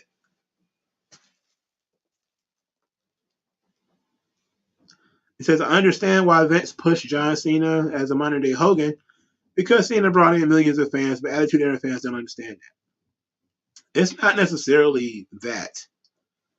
It's not necessarily that. It's that the WWE had taken such uh, disastrous. It was constantly being attacked in public. I think I went over this already. That the violence on the shows, the the Benoit tragedy, children using wrestling holds to basically kill their friends. All this kind of stuff really did a negative, on WWE and their public relations. So having another Hulk Hogan who was a sort of clean cut guy who, hustled loyalty and respect and stood for something and was Johnny America, just like you, good old fashioned red blooded John Cena. That was to clear up their public relations, you know. And Cena was a perfect guy to do it because he was a guy who wanted to play ball, you know. He believed in the company, he believed in Vince, he believed in everything that the company stood for, and everything worked out, you know. And yeah, there's going to be some turnover, just like there was. Look, people don't believe you when you tell them that there were people who tuned out of wrestling because of the Attitude Era. Believe it or not, there was a lot of old wrestlers who tuned out of wrestling. People like Bruno Sammartino and Billy Graham and a lot of those guys. Like they didn't like what wrestling was turning into in the '95. So by '98 they were really pissed. By '99, 2000, they were like, "What the fuck is going on here?" This thing doesn't even resemble what we used to do, and that pissed a lot of people off too because WWF had never been their thing, and now WWF is literally everything. So yeah, it pissed people off. They got away from simple traditional storytelling, which everybody can relate to, chasing that South Park audience, chasing those college kids. And then those college kids grew up and was like, this is stupid, crotch chopping and all that kind of stuff. It's just stupid now. Because guess what? Stone Cold can't be funny and he can't beat up Mr. McMahon forever. Unless you turn, because these are human beings. This is not a goddamn Bugs Bunny cartoon.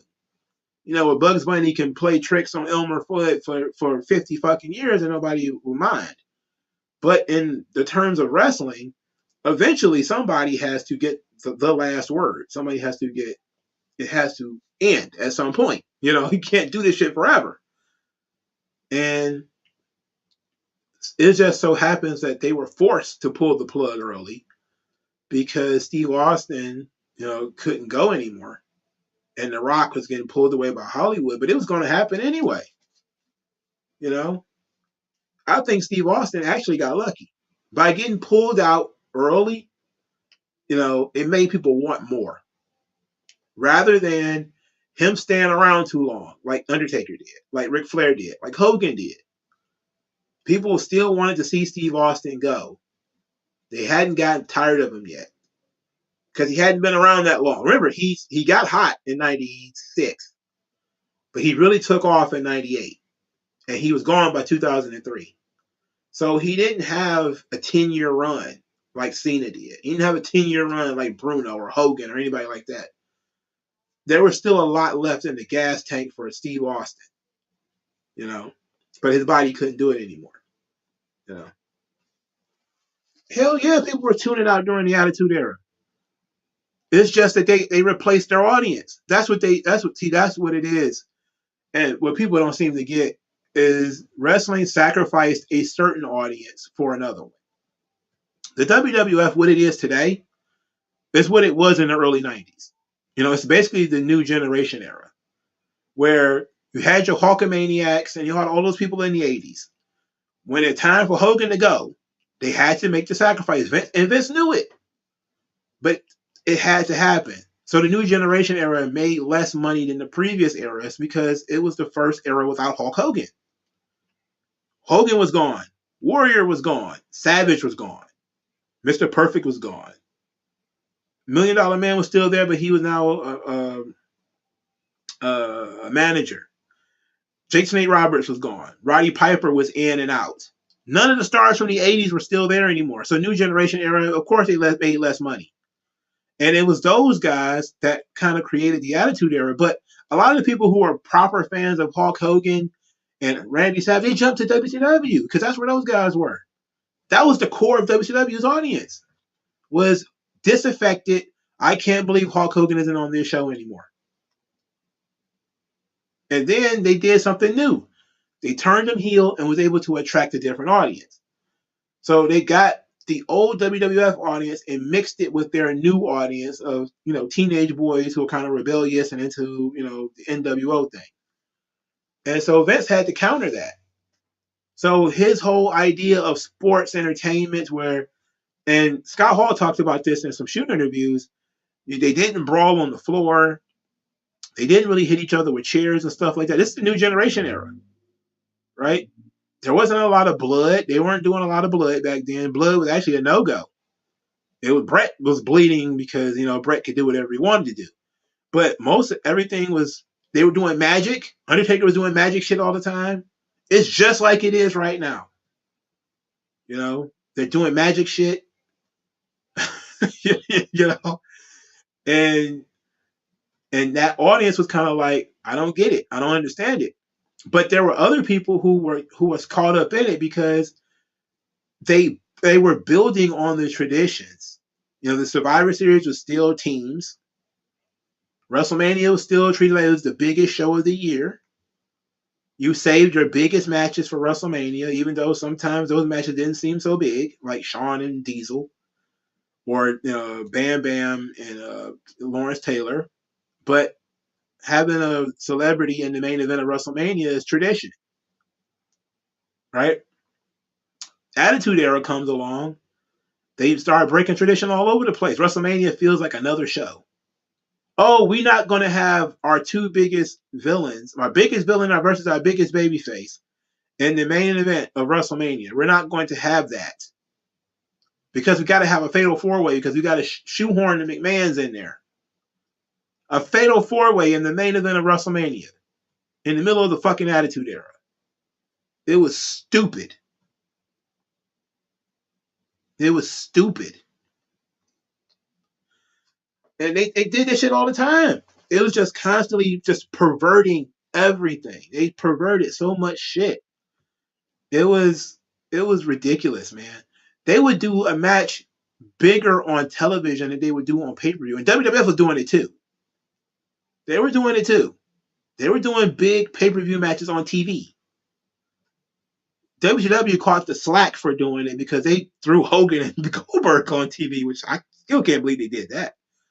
WWE just wasn't that stupid. Instead, they decided to go with Triple H versus The Rock at Backlash rather than WrestleMania because we have another pay-per-view to do. That was stupid. A celebrity main event is literally the first WrestleMania. It's literally the second WrestleMania.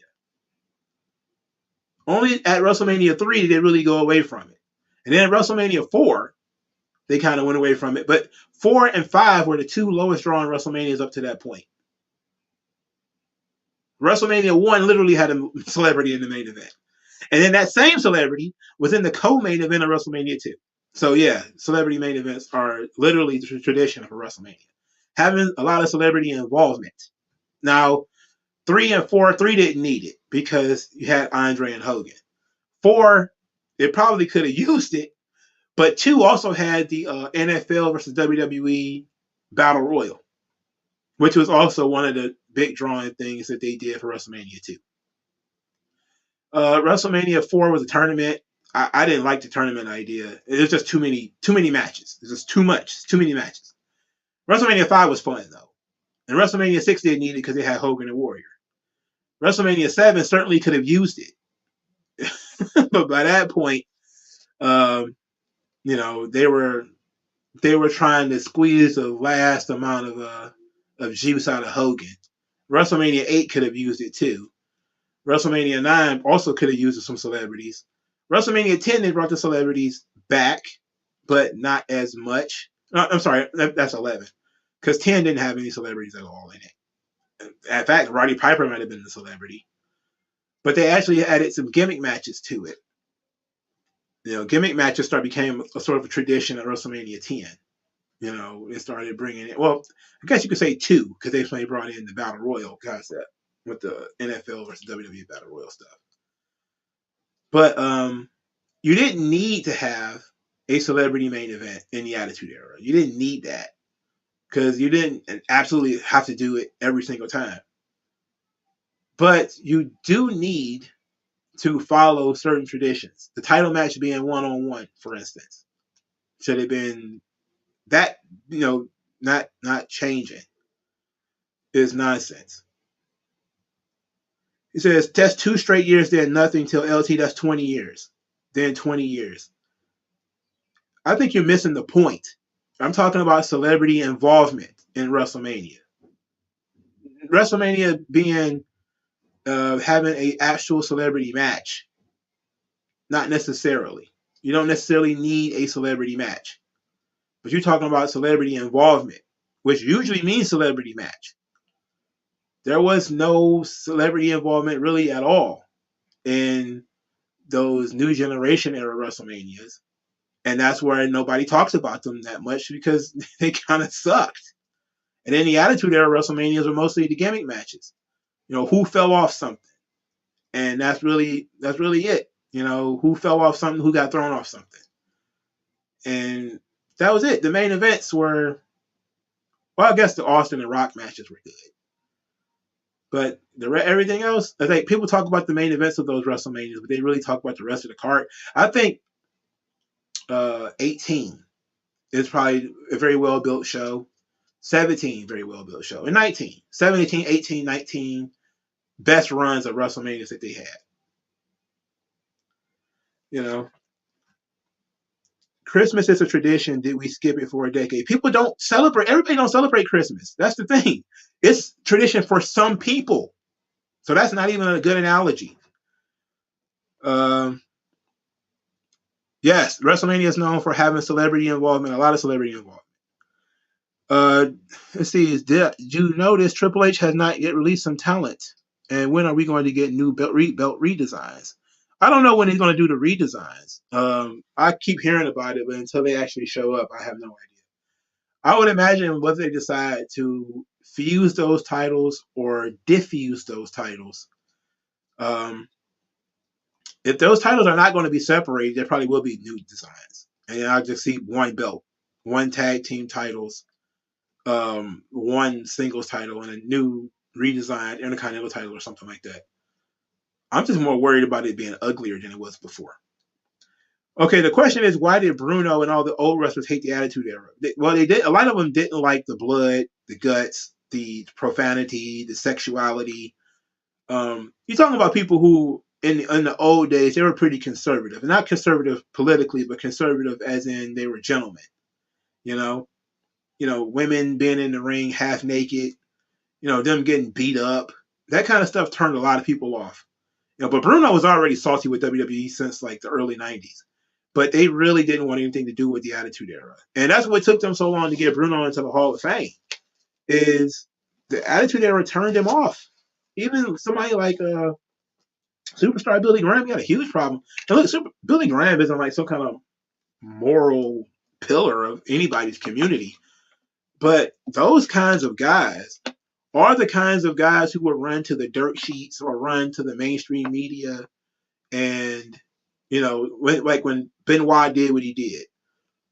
Those would be the kind of guys who would be on TV saying, "Oh yeah, Vince, pump these guys full of steroids and sex, and now look at what's happening out here." And they could always just be like, "Former WWE superstar, yada yada yada," and that's the kind of shit they were doing, and people still do it today, But it's hard to get people because they know Bruno is, before Hogan, Bruno was the man, was the face of WWF. So for him to come out and routinely be talking about the product and how trash the product was and how trashy it had gotten, it made it easy for people to believe that there were people being raped there and all kind of other stuff. It was just awful shit. And I don't know why Vince did it. I'm not what I'm talking about. I know why he did it. But that's just part of what comes with it. It partly comes with the game. You gotta have, you had to do certain things. But when he went so far, he turned off so many. And people were getting burned out on that shit. Like you could literally see, I think it might have been, I think 2000 probably the best year that they had at. And then it started to trend downwards after that. It was just, you can only look at that shit so much. It can only go so far. There's only so much of that stuff. There's only so much of that stuff you can do. Darren Gordon Hill's trying to die on this hill.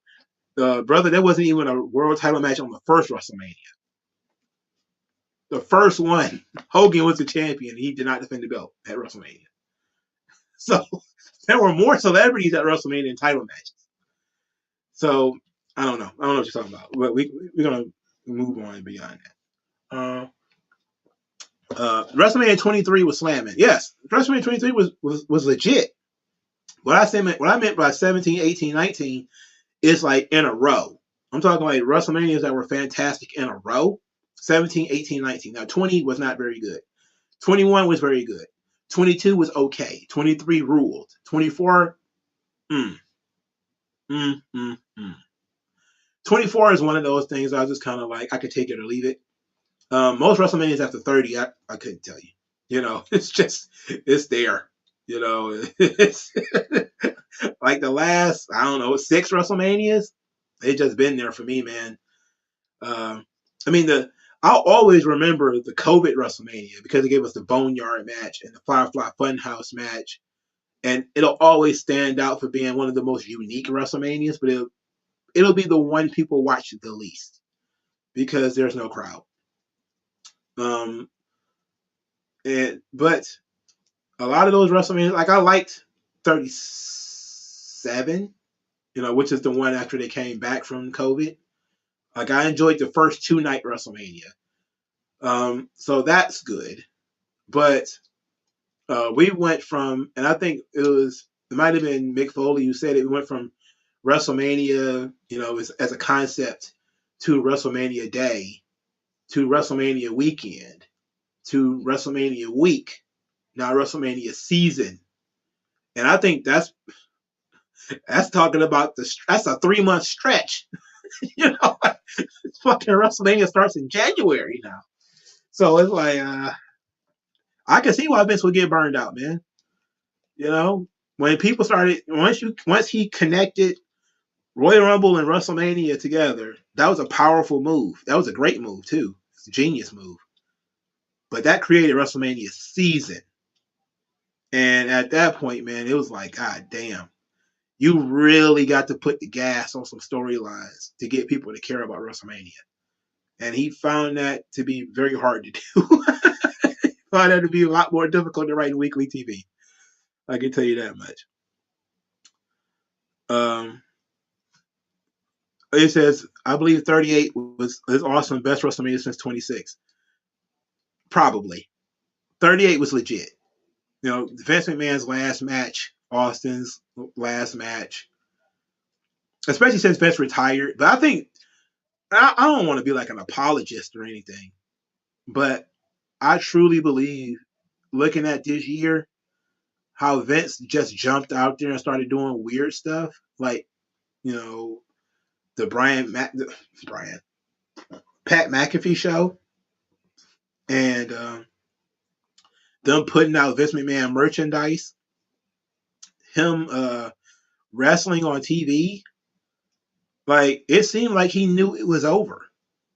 You know, like, either A, he knew that investigation was coming and he was just going to try to get whatever he could get done, or B, he was doing all this, which is what Billy Body believes, that he was doing all this for the Netflix documentary. And then this shit just kind of fell in his lap. But it looked to me like he was maybe on the verge of wrapping it up anyway. You know, just looking at the pattern of behavior, which is, you know, completely uncommon for Vince. He was in public a lot more in his last couple of months than he had ever been before, going to UFC events and shit. Like, what the fuck, Vince would just pop up at a UFC show and just popped up there and just in that bitch chilling. Like, when? Like, Triple H, okay, I can see him doing that. But Vince, I don't know, man. It just felt like he was letting his hair down and saying, fuck it, you know, it's over. And then this whole, you know, money scandal, the scandals start popping off and it got weird. But I don't know, man. But his behavior was like weird as fuck the last 2 years. Completely out of nature for Vince. It says, even though I love the Attitude Era, I honestly see Bruno's point during the Attitude Era was a grown man. Yeah, he was an adult. But more than that, he had been wrestling in the 60s. He had been wrestling in the 70s. He had been wrestling in the 80s. He even wrestled, I think, once in the 90s. This is a guy who spent 40 years in the business. You know? And look, every generation of wrestler, and this is the old Dave Meltzer thing, every generation of wrestler has said that the new generation sucks. There's, you know, Ray Stevens going on and on about how new wrestlers can't wrestle and all that kind of shit. It's just tons of that kind of shit. But when they're doing stuff that has nothing to do with wrestling, you know, they're chopping people's dicks off, at least simulating that. You know, they're simulating people being humped. They're asking girls to take off their top. They're crotch chopping. They're pouring beer all over people. You know, it's like, it's hard to not see his point. Like, what the fuck they got to do with wrestling? You know, they didn't get it. You know, they didn't get sports entertainment. They might not have liked Hogan, and they did criticize Hogan. The guys criticize Hogan all the time. Ray Stevens, extensive articles criticizing Hulk Hogan. You know, but it's it was at least wrestling. You know, Hogan was at least doing wrestling moves. He wasn't doing a lot of them, but he was doing wrestling moves. In the Attitude Era, it was naked Midian, you know, sacrificing people's daughters, setting people on fire, you know, voice boxes, and fucking corpse sex. These people was kind of like, what the fuck is going on here? Why are you having this stuff on TV? Why is this on TV? And those guys were traditionalists. They had wrestled in the NWA. They had, you know, when wrestlers showed up, they looked like basketball players do now. They wore suits and ties everywhere. You know, they were professionals. And now these guys are showing up in jean shorts, and, you know, it was weird. But it's a different time, you know. So of course, you know, you gotta let your kids do their thing. But, you know, they were doing Tom Cole, the guy who was the center of the Rainbow scandal. The only reason, like, he came out and he was like, what WWF is doing is absolutely disgusting and pathetic. And basically, they're monetizing the kind of stuff that happened to me. And this is a guy who, even until he died, I know his brother has a YouTube channel and all that kind of shit. Read the thing that he did an interview with a wrestling website about, his relationship with his brother and his relationship to the McMahons and all that kind of stuff. He has a love-hate relationship with the McMahons, but he was exceptionally critical of the Attitude Era because he did not like the sexualization. The guy did just some people just did not like it. It wasn't the bra and panties and all that kind of stuff. It was also the women getting involved and getting beat up. And it was the bloodiness of it. It was ridiculous. It was over the top. And everybody knew it was over the top. But they didn't care because it was entertaining. And people thought it was funny. They thought it was interesting. But people look at it in retrospect and said, like, Mark Henry at the time was like, what, 28 years old or something like that? And we're expecting him to have had sex with a woman in her 70s and then impregnate her and then she gives birth to a hand. Like, that's just nutty. Like, that's just nutty. I can sit back and I laughed my ass off at it as a kid. As an adult, I can't wrap my fucking mind around it. I can't wrap my mind around that being the blow off. You know, like I can't a hand like that is it's so ludicrous. And I see like all those old wrestlers looking at this shit like I don't want to be associated with that shit anymore. Like I don't want no part of this. What are you guys doing? And but Bruno had been shitting on WWE for 5 or 6 years before the Attitude Era even started. But it just gave him ammunition because Vince was out of his fucking mind, and he was behind the 8 ball and he was doing whatever it takes to survive, you know. But also dudes were dying. Brian Pillman died around that time. He died in 97, 98, and that gave people to talk about steroids. So there was a lot of shit going on, man. And I definitely understand what the fuck they were doing. Um, let's see.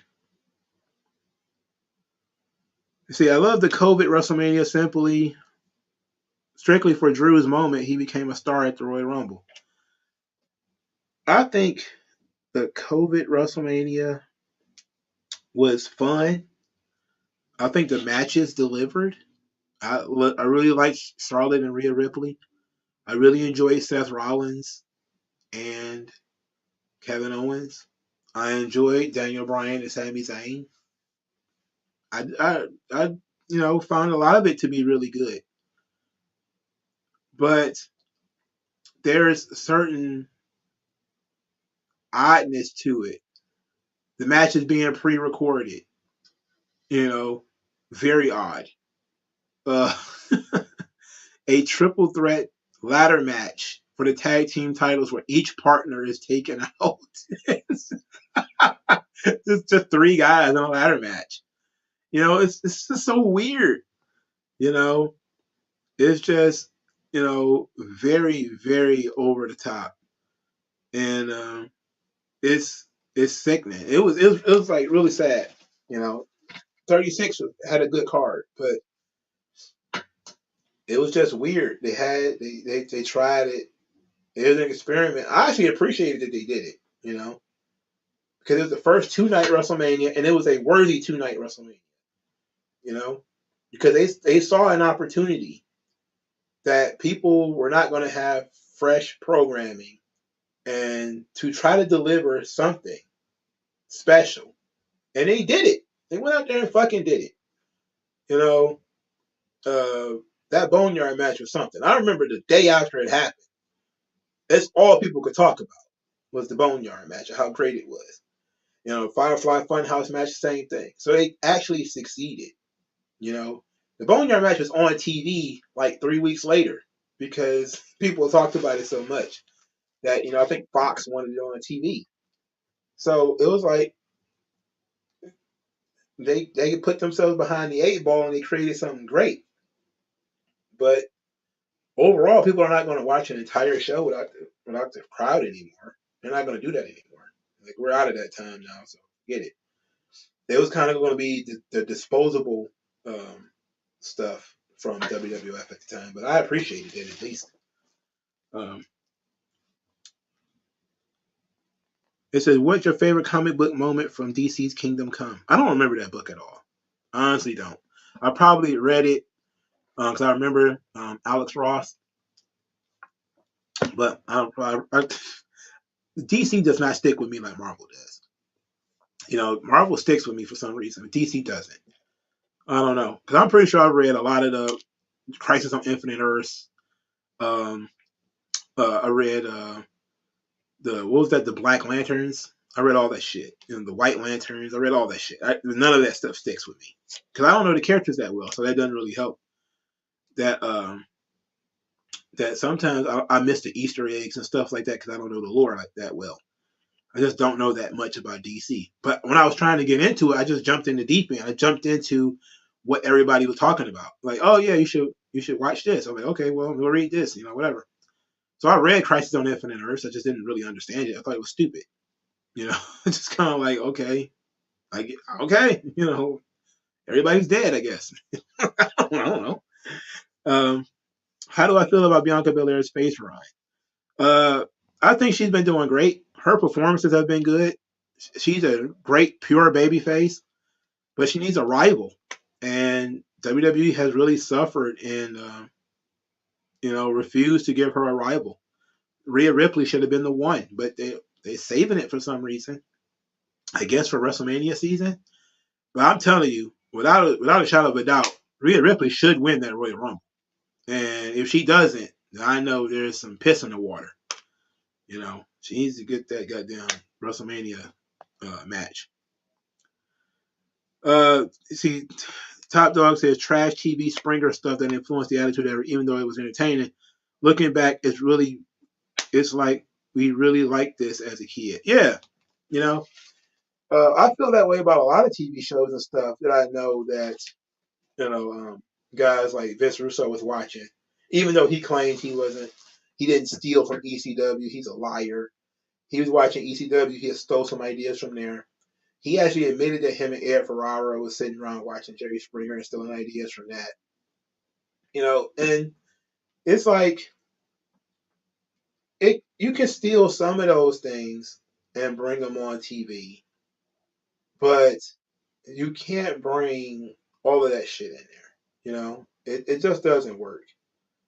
And it was just so over the top schlock garbage. I just can't stand it. I can't believe people did that. I just can't believe we did that. It just seems ridiculous that a 70-some-odd-year-old woman could even get pregnant, let alone give birth to a deformed baby. It's like she's way beyond menopausal. There's just no way her fucking eggs are any good. There's just not even one can be like salvageable at this point. If you wanted to write off the storyline, could have had him cheat on her or something. I don't know, but it was gross from the beginning. It was gross for a young black man to be banging this old white lady. It's gross. It's very weird. I don't know why you would do that. Green Arrow or Hawkeye? I've always been more partial. I like both of them, but I'm more partial to Hawkeye. The problem I have with Hawkeye is that Clint Barton, as a character, struggled for an identity for a long, long time. He was Giant Man. He was another character too. He's a Ronin. He was something else too, but I like Hawkeye because I like the idea of the Hawkeye character. Like Hawkeye was a former criminal who had reformed and become a good guy, and he became a member of the Avengers and was handpicked by Captain America. And he was sort of Captain America was kind of his mentor. It was somebody for him to look up to, but he also constantly rebelled against Captain America. So it gave you an interesting story. Like at one point, I'm forgetting which series it was in, where Captain America tries to tried to take Hawkeye in. And, this is the first Captain America versus Hawkeye fight. And Hawkeye kind of wins. He kind of wins. He doesn't like knock out Steve Rogers. That didn't really happen. But he escapes him. I think he, threw powder in his eyes or something like that.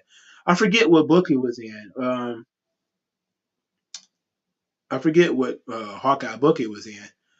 But, it really played on his history of looking up to Captain America. Green Arrow is a fucking socialist. Now, he's not a bad character. All right, let's put it like this.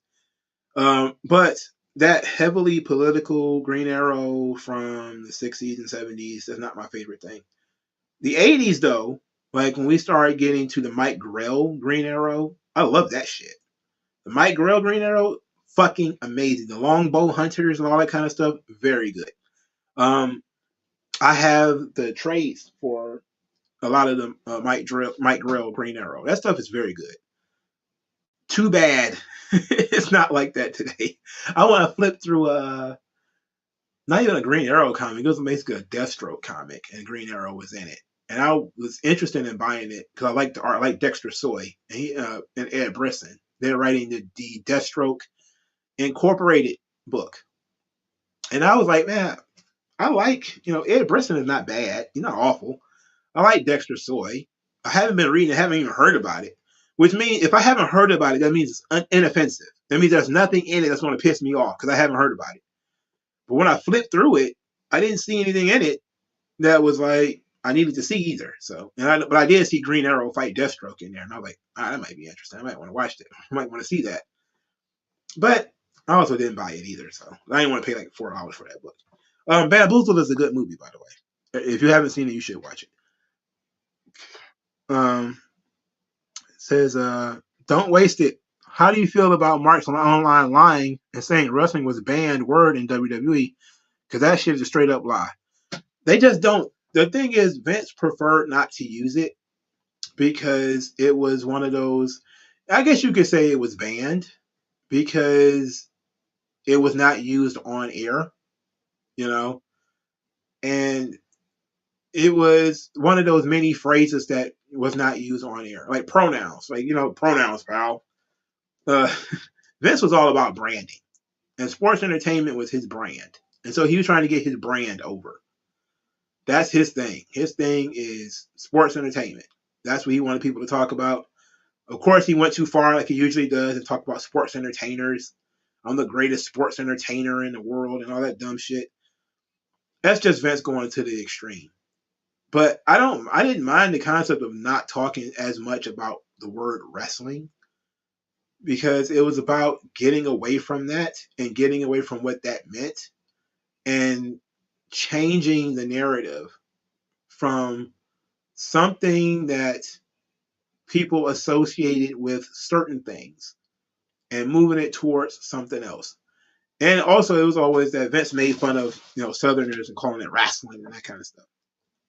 But it wasn't banned as much as it was kind of frowned upon, people using it. But guys had used it on TV before. They just didn't use it as freely. They didn't call each other wrestlers. They just call each other WWE superstars. Vince and his goddamn phrasing. This is why that's why I don't like the 90s compared to other decades. I love the 90s. I just think the 90s took everything to the extreme. And I think that today's, world is backlash to all the shit that we were doing in the 90s. And a lot of that stuff was out of line.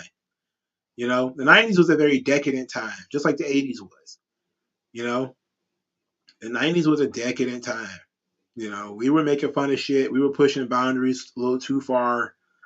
And we went over the edge. It's the same thing with rap music. Like rap music went so far over the edge. You had rappers talking about raping bitches, killing people's children. It was over the top, man. It was just, like ridiculous. It's stuff that I listen to it now. I'm like, man, why would you even say some dumb shit like that? Like you listen to some of the lyrics of some of these rap songs, and then the R&B records. There's no more love songs anymore. It's always different version of fuck anthems. You know, this is kind of, it got ridiculous in the 90s. But I love the 90s because it was carefree. People were being themselves. They were having fun.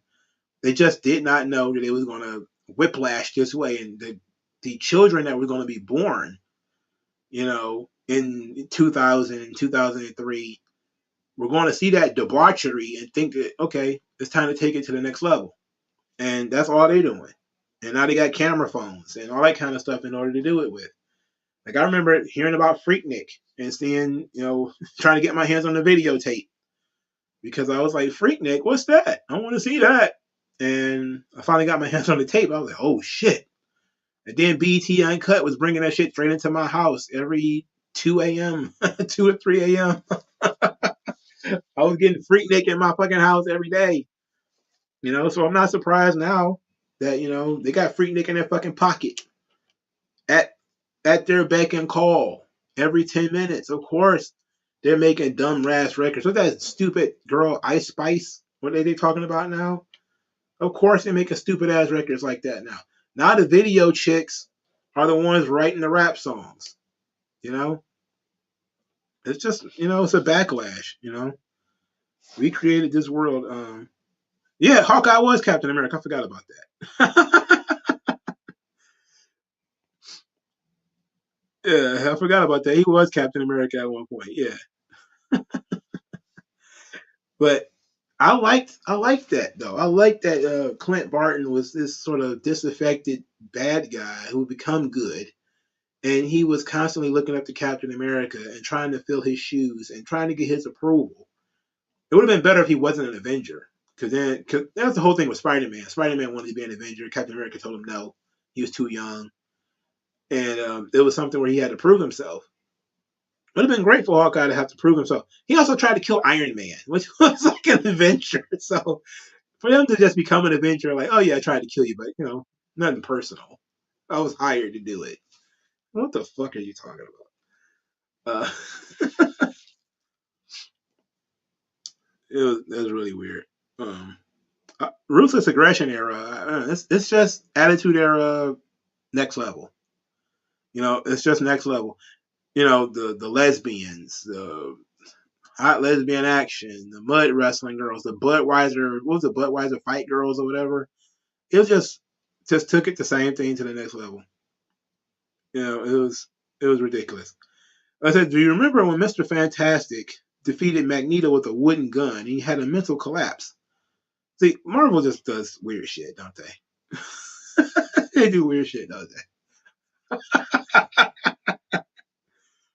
Mr. Fantastic found a gun to scare off Galactus. So I guess Magneto being scared of guns. I guess so.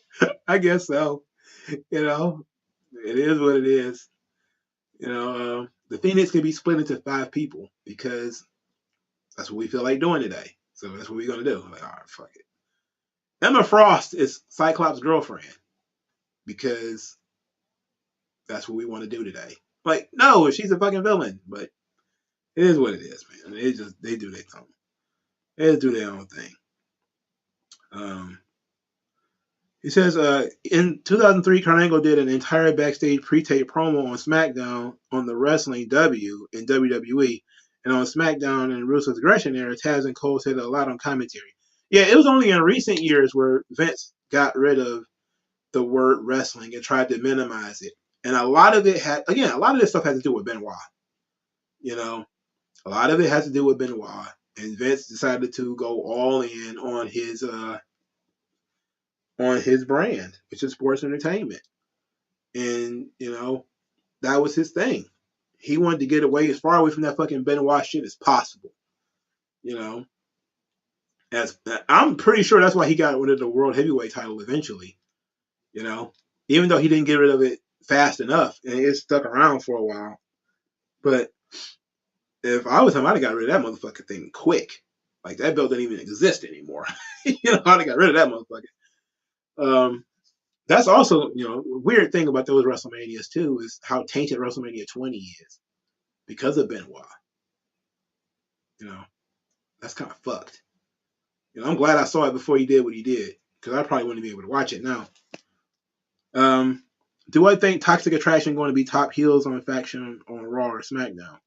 I think they got a better chance of being a top heel faction than Damage Control. Damage Control fucking sucks. Yeah, chicks are rapping about abortions now. They're fucking weirdos. R&B been toxic for 25 years, dog. Since like Genuine and all that shit, man. Let me see that thong. Let me ride you like the rodeo or some other shit. All that R. Kelly stuff. All that shit is like over the top. It's basically porn, you know? I don't know. Yeah, I don't know. It's very weird. It says Triple H says even he'd rather be a WWE superstar than a wrestler. He said everybody could be a wrestler, but only some could be a WWE superstar. Yeah, but you see what he did though. When it comes to getting rid of that language, he got rid of WWE superstar, and now they just calling each other wrestlers. Fan service. Who do you think is the face of DC, Batman, or Superman? Well, DC literally is Detective Comics, so. But it should be Superman because he's the first superhero, but Batman is the most popular superhero on planet Earth. Spider-Man is up there though, but Batman is clearly the top superhero on the planet. So what would John Cena's legacy be when he hangs it up for good? Well, it depends. I think Cena is a great ambassador for the business, and he's going to end up being sort of wrestling's version of Captain America, where there's going to be some people out there that's going to try to tear him down. And that's what's been happening in the last 5 or 6 years. The China stuff really did him a lot of damage. The Peacemaker stuff too. But all the stuff with Alex Riley and Mickey James and all that shit that floated around. People have been trying to chip at John Cena and his legacy and what he means to the business for quite a while now. Trying to make it seem like he was less than the good guy that he claimed to be. The issue with that was Cena, in dealing with adults, treated adults like adults, but he has always been over the moon for children. And that's the one thing I think his legacy is going to be, is how many new wrestling fans he made. How he made wrestling safe for those children. Who are the next generation. And some of them are going to grow out of it. Some of them already have. But for a time, John Cena was their guy. And that's going to be his legacy. His legacy is not going to be in whether he banged Mickey James or that shit. Because whether it happened or not is not relevant. Or he fucked over Tyler Rex or Alex Riley. Like, who gives a fuck about those guys? I'm pretty sure the nicest guys in the business had to put their foot down at some point. Thong Song is not a classic. It's a one-hit wonder. It's trash. I can't stand that fucking song. He said OJ has videos up on Twitter.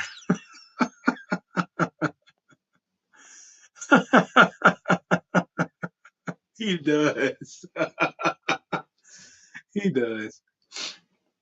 People actually follow OJ. Can you believe that shit? Don't waste your thoughts on Denzel Washington as the greatest actor of our time. That's just my opinion, though. He's top 3. It's hard to put him up there with, put him over De Niro or Pacino, but he's in the conversation for sure. Denzel could do anything, and that's the talent right there. If they had told you Denzel Washington is going to play Batman, 90% of people wouldn't even complain. It's like when Idris Elba, when they said he's going to be James Bond, only a small number of people complained because they looked at it and said, "Fuck, Idris Elba can do anything. He's great. He's fantastic. I could buy Idris Elba as James Bond." Some people, there's going to be some holdouts. No, James Bond has to be white. He's got to be Scottish. But there's going to be some people who are going to be like, you know what? If it's going to be a black man, Idris Elba, okay, fine. I think Denzel has enough clout, to do whatever the fuck he wants to do in Hollywood. He can damn near shoot a baby in the street. People will be like, damn, Denzel's the man. He killed a baby right in front of us. And it's just tremendous. I love me some fucking Denzel. Idris Elba sucks. I expected that to come Um, but a lot of people like Idris Elba. Um, you think Samuel L. Jackson has more range than Idris Elba? Is that where, or has more range than Denzel Washington? Because I don't know about that. I don't know about that latter one. Uh, I don't know. Like, I think he does comedy better than Denzel. I think Samuel L. Does comedy better than 90% of black actors, but he cannot touch Denzel on drama or action movies. He cannot touch him. It's in no way, shape, or form. And Denzel had the leading man rom com market locked up for a little while there too. Um, he had he had that joint he had that joint locked up. That was his first starts when he was doing leading man rom com shit. They really established sexy Denzel early in his career. But now that he's grizzled old Denzel, he wants to be a kung fu fighter and shit. I ain't mad at him, you know. I ain't mad at him at all, brother. Is it Idris Elba doesn't want to do James Bond? Hmm. Well, I wouldn't want to do it either. I mean, look at how much money could be made if he created his own intellectual property, though. If he was to do what Keanu Reeves did, come up with his own version of like John Wick or something like that, he can make a lot more money than if he would become James Bond. Like, I like that TV show Luther. I like that. Yeah, I like that. It was a good show. I wish it was longer. I don't know what's up with British shows only being like 6 episodes. What's up with that?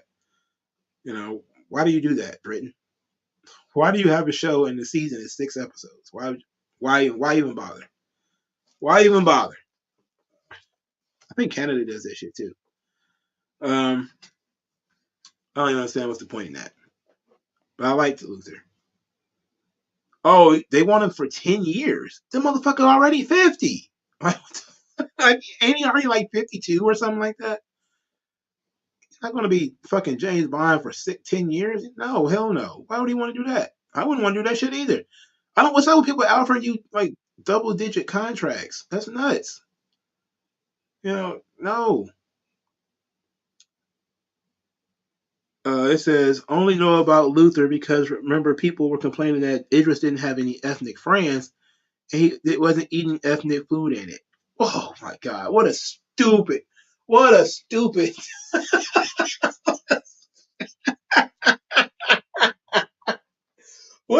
critique of a TV show.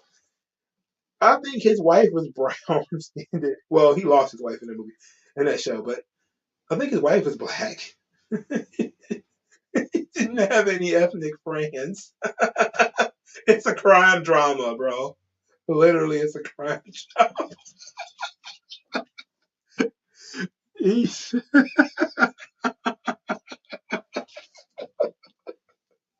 what dumb shit is that? Luther is legitimately a good show. I can't, I can't believe that shit. Also, the theme song for the show is fantastic. It's I forget what it is. It's like some kind of indie rock band or whatever, but it's very good. Um, yeah, it's an MCU contract. I can't stand them shits, man. Why would you want to sign up for it? Well, so look, in the MCU though, at least there's the promise of more work, and you could be interjected into other series. Like, there's not going to be a Shield movie, so Samuel L. Jackson is making a ton of money to be in cameos, essentially, because there's not going to be a Shield movie. And he also was not in the Shield show, if I remember correctly. He wasn't even in it. But that Luther thing got me fucked up. I'm completely discombobulated off that one. He wasn't eating ethnic food. Oh yeah, he got to eat jerk chicken because he's black. So where's his Jamaican beef patty? What the fuck is wrong with you idiots? Oh hell no, that shit is crazy. Um, he said he thought that Shawn Michaels gimmick was a little too gay. It was very I don't know if it wasn't really gay. It was over the top though. It was kind of effeminate. I do believe that. Idris Elba's portrayal of DCI John Luther in the hit BBC crime drama Luther doesn't feel authentic because he had no black friends that doesn't eat Caribbean food. Get this man a beef patty. Eat some curry chicken. The fuck are you talking about? That is not how people live. Ain't that amazing? Ain't that amazing? Like, imagine somebody would have wrote a fucking article. Yeah, you know what? Can't listen to this Tupac record. He's not eating enough watermelon on this track for me. It's not believable. You're like, what? Yeah, not enough fried chicken and watermelon for me. No, what are you talking about, man? God, these people, like, it's so crazy that they're so quick to call you a coon or whatever. It's like, bro, people are people. Some people eat a little bit different than others, but there are certain places where everybody eats that shit. Everybody eats McDonald's, bro. You know, people from all over the world eat McDonald's. It's okay to have a character eat like McDonald's or some shit. It's okay for somebody, to go to his grandma's house and his grandma speaks a little bit different language and then eat there. If if it makes sense for the character. I don't want people who have been completely Americanized, born in the Midwest, born in like buttfuck Kansas, but because his eyes have a little bit of slant to him, he got to have a wok in the house. Like, you got to be no. What do you mean? Like, it's just it's so scared. That's awful, man. That's some awful shit. I can't believe they wrote that. But then, matter of fact, I can't believe they wrote it. I believe that shit. I believe that shit. I believe that all day. I love Goldust. Goldust was great. It was a great character. Um, it's I thought Goldust was great. I just hate that they toned him down so much. They humanized the character too much. But it was also part of the character's character arc. So he needed to have an arc. So that's what they did. I'm not too upset about it. But I think that he hit a wall with Goldust anyway because there's only so much he could do with that character before Glad and all the other gay groups were gonna come out of the woodwork and start bitching and complaining about it. I wish Tony DeVille used on TV. She is an amazing antagonist. Yeah, I don't understand why people don't want to do that. It just seems stupid to me that they wouldn't use her in that role. Goldust, I can see how some people would be weirded out by or think he was too gay, but there's enough nuance and context there that he was able to get away with it, especially with Marlena there. Yeah, like, I think the commentary team did a good enough job really getting over what Goldust wanted to do. And oh, Jimmy Wang Yang, the Asian cowboy. See, that's kind of fun shit that Vince could come up with and the WWF can come up with. That's fun as fuck. That's funny as hell. And it actually counteracts some of the crazy kind of racist stuff that they did. Like the stuff with Kai and Tai. Like, people always remember the Kai and Tai because of the bad dubbing, which they got from Kung Fu movies, where they would be talking and then they would dub over them. To me, it was entertaining. It was funny. But I understand why people thought that shit was racist. There's nothing racist about an Asian cowboy because it's over the top. It's absolutely ridiculous. It's ridiculous. It made Takamichi Noku popular though. The Kayantai dubs. It's hilarious. It's pretty silly. Yes, that's what Goldust was about. Goldust was about exposing your homophobia. He's comfortable in who he is. And he's confident in who he is. But he knows that you are insecure. He's preying on your insecurities. It's a very, very methodical character. It was one of those things that it had to have happened at the time that it happened, though. It had to happen at the time, though. Like, if it had happened in 2000, I don't think it would have worked out. If it had happened in 2010, it certainly wouldn't have worked out, and it certainly wouldn't work today. It wouldn't work. It had to happen when it happened because it had to be one of those things where you got to sit with it for a while. You got to let it make you uncomfortable. And that's what makes it such a alluring and interesting character. Goldust could have been a horror movie villain, you know, like just imagine if he would have been like a slasher, you know, obsessed with people and sending them pictures of like hearts with their names on it and stuff like that, and then he popped out of the closet and stabbed them or some shit. Like it could have been very scary. Yeah, like is he gay or is he just getting over on you? Eugene's one of those gimmicks you can't believe got over, but somehow did. Uh, the interesting thing about Eugene is outside of the silly shit like him putting boogers on things, which that's what really killed me with Eugene was the gross nature of it. And I don't give a fuck what Jim Cornette said. There was never going to be a guy who looks like Nick Dinsmore who was going to get over in WWF and actually, be a top star. Just because he can fill your fucking high school gym doesn't mean this fucking guy's. They did way too much with Eugene. All right, Eugene was a character that was meant to be a sideshow character. That's this fucking guy's getting 20-minute matches with Kurt Angle and Triple H. I'm like, what the fuck? Why are you doing this? Why? But it was Eugene actually is a deeper character than people will give him credit for. Because there is something about a character that models himself after his heroes. Because Eugene is a character that he grew up watching wrestling. So he knows all of the wrestling. He's basically Deku from My Hero Academia. He's what Ms. Marvel is now. Like, look at that. Look at what I just said. Ms. Marvel literally is on Disney Plus. Her whole gimmick is that she's a superhero groupie. And she's, and Deku or Midoriya from My Hero Academia is the exact same thing. So one of the top 10 manga characters right now, Eugene was that except retarded. And if he had not been retarded, maybe that part of the character needs to be twisted a little bit. And I heard they was actually going to make the swerve because the character wasn't really retarded, but he was basically just acting that way. Um. That got a lot of heat. That probably got too much heat. Maybe that got the wrong kind of heat. Rob Conway did look great, but he's also boring as fuck. I mean, it is what it is. It's just yeah, but he's a work rate guy. The look wasn't there. His matches also weren't all that interesting.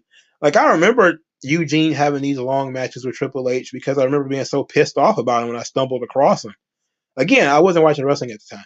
So when I went back and I was like, this fucking Eugene thing is really getting on my nerves.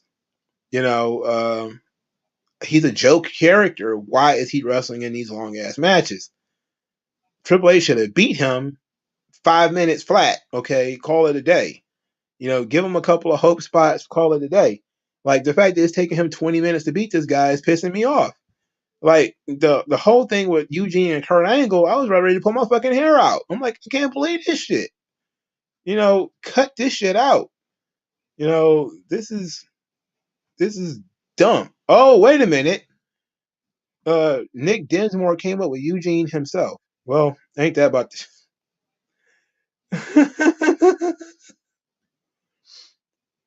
You know how many times that happened though? That happens literally all the time. It happens literally all the time. Fucking JTG came up with Crime Time. WWE was racist. They created Crime Time. No, they didn't. They just used JTG's idea. Because he was already doing something similar. He's called the Neighborhoodie. And he brought in Shaq Gaspard to be his tag team partner because he was too small. So he brought in Shaq Gaspard, who was a bit bigger, and they started doing Crime Time. And it was pitched to WWE as Crime Time. They was already doing it. Just like Kamala. They think Vince McMahon created Kamala. No, he did not. Kamala came to the WWF already doing Kamala. Vince did create Saba Simba, which is some bullshit. I say that all the time. Tony Atlas did not need to be Saba Simba. That was pathetic. Just like Tito Santana didn't need to be El Matador. But Vince didn't come up with all these crazy ideas. At most, sometimes he just let people put whatever they want on television. But I wouldn't be surprised at all. Um, fuck. Wild Bill Irwin. He came up with the Goon. The Goon was his idea. Max Moon. That was actually Conan's idea. Like a lot of this stuff, you sit back and you think about it. A lot of these guys came up with their own stupid ass ideas. And then Vince just put it on TV, like, all right, let's go for it. And then people are like, look what Vince did to Wild Bill Irwin. And then Wild Bill Irwin is like, I came up with that shit. It's like, wow. Oh yeah, Vince always gets a lot of shit for some dumb ideas because a lot of his ideas are fucking dumb. You know, some of them are stupid, but he also got out of the way sometimes where he probably should have got in the way. That Kerwin White thing, I don't know whose idea that was. I wonder where that came from. I'm pretty sure I read an article on it. Probably even heard Chavo Guerrero talk about it, but I don't remember where it came from or what the formulation of it was. But man, that was something. That Kerwin White thing was fucking hilarious. That shit was great. That was real troll shit right there. Who came up with the idea of the Godfather? I think it was the Godfather. I think it was him because I think basically that was what he was doing in real life, and they basically just pitched that to TV. Because remember, they was going to bring him in as Papa Shango. He's going to be a revamped Papa Shango and be with the Ministry of Darkness before they came up with the Godfather. So, yep, I knew he came up with him. So, yep, Terry Funk came up with King Star Charlie. Like the crazy thing is, so many of these guys come up with so many of their own bad ideas, and then this shit just gets blamed for Vince, and he's just kind of like, well, pal, whatever it is, pal, because everybody knows that he got final say. So if you pitch something stupid to him and it ends up on TV, then it's Vince's idea. It's like, well, no, not really, not all the time. People hated The Fiend. The Fiend is all Bray Wyatt's idea. And then it became, well, everything that happened to The Fiend is Vince's problem. It's like, I don't know about that. Yeah. I don't know. All I know is Vince does weird shit. All right. He did a Samoan Japanese wrestler. That's so great. I guarantee you, fucking Rodney Anawai did not come up with Yokozuna. I guarantee you he didn't do that. I guarantee you he didn't do that. That's some ridiculous shit. That's some ridiculous shit. All they had to do was not say that he was Japanese. That's all they had to do was not say that he was Japanese. Everything about Yokozuna could have worked, but he just didn't have to be Japanese. Like it's just why we weren't even at war with Japan. So what was he doing? What was going on in the world where Japan was all of a sudden the villain? Vince, that doesn't make sense. Yes, Kerwin White was supposed to be. I forgot what it was supposed to. What it was supposed to be. Where it was leading. It was going somewhere. Like the Kerwin White idea was a germ where it was supposed to go, but people got so upset about it that they was forced to drop it.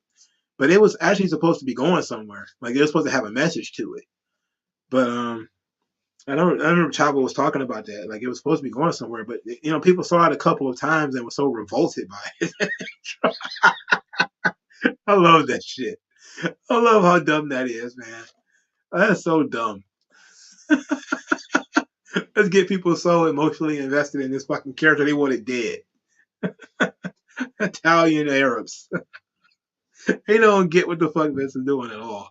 They're just looking like Vince, just get rid of it. Vince is like, oh, whatever, Val. Whatever you say, Val. Mongo said his wife made him be the Godfather. Oh yeah, well, yeah, that was great. Yeah, he did. He does. He did have a stripper joint. I think he still does. So I'm going to miss Vincent Control based on your vids WWE right now. It seems like the products are becoming more like NXT and indie. There's not enough loud characters, which is a Vince staple. Maximum Male Models was his last hurrah, and he didn't even get to finish it. But that was the last time Vince just decided we just gonna throw some shit at the wall, bro. We don't know what to do with these fucking guys. You got to throw them against the wall. Let's see what happens. And sometimes the shit turns out great. Sometimes it doesn't. If you listen to people who would have told you, oh yeah, let Dustin be Dustin. He don't need to be Goldust. Fucking guy wouldn't have lasted 6 months in WWF as a natural. I love Dustin, but look at his fucking body. Look at his fucking face.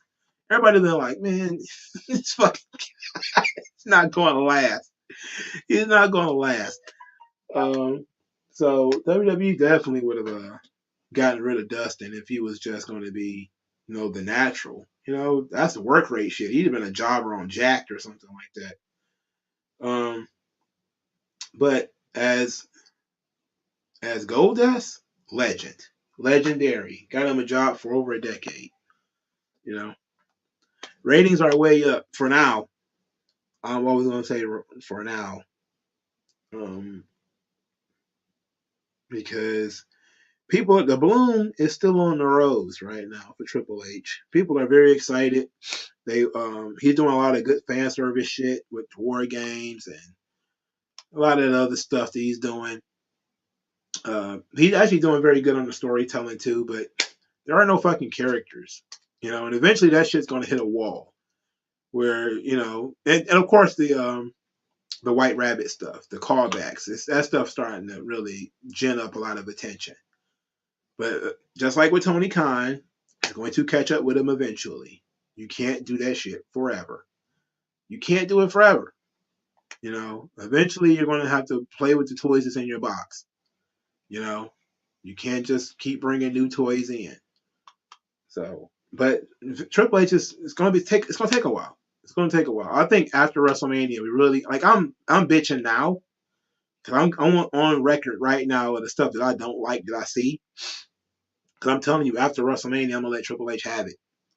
Especially if WrestleMania sucks. Especially if the Royal Rumble doesn't go the way that I want it.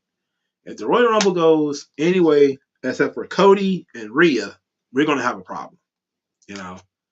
if it goes anywhere other than Cody and Rhea, we are probably gonna have a problem because it really makes no sense to do anything else. And this whole shit about him wrestling The Rock, and you can shove that. Okay, fuck that. He needs to drop those belts, then he can wrestle The Rock. It won't matter then. All right? He can't wrestle The Rock as the champion because then, what happens if he beats him? Then he can't lose to anybody. He wrestle one match a year. No. He has to go ahead, drop the belts to Cody, still be the tribal chief, keep talking that shit, and then maybe The Rock meets him WrestleMania 40. The Rock's last match. Give Rock some time to get ready. But get those belts off of Roman first. In my opinion, Bobby Lashley should be pushed better. I like to see a match between Roman and Bobby. That get me excited. Yeah, I don't know what's up with Lashley, man. I don't know what's up. Why WWE won't do the right thing with him. And it's probably got a lot to do with his soft-spoken nature.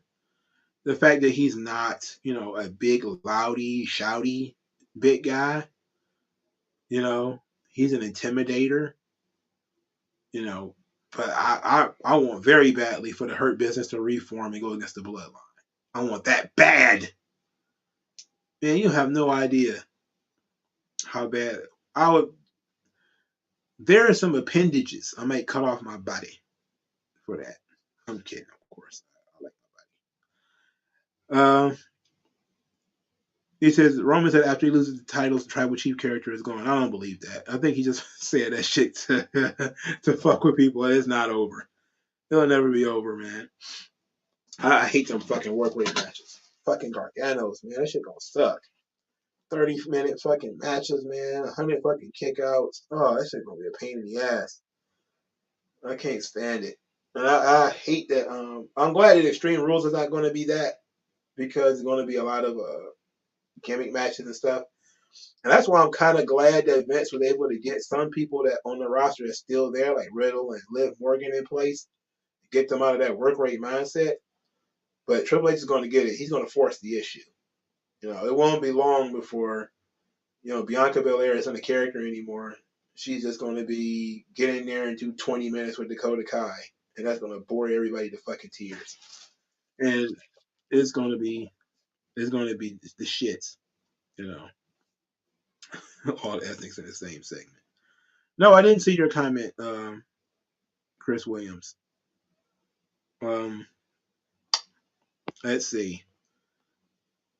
Lashley is fine as a United States champion. Yeah, but he's not in a feud. That's what I want. I want it to be a feud. Did Becky versus Bianca story help Bianca? Yeah, it did. As a babyface, you want to be involved in the chase, and you also want your babyface to have a hill to overcome and a mountain to climb. And the Becky Lynch story was a great one because of the way that they set it up, with her losing to Becky in like 2 seconds or 5 seconds or whatever. It pissed everybody off. It did. It infuriated people. But it's a great inciting incident because from that you got Becky ego going out of control because all of a sudden she beat the seemingly unbeatable Bianca Belair. She beat her pretty easily, and she got her title back, so she was never defeated. Her ego's out of control. We get this massively overconfident Becky Lynch. Bianca Belair, tries to win titles back, fails a couple of times. Nobody else can beat Becky. She's got 100 tricks. She's escaping every week. And it would have been nice if they did some kind of special match between the two of them where Becky couldn't escape or cheat or anything.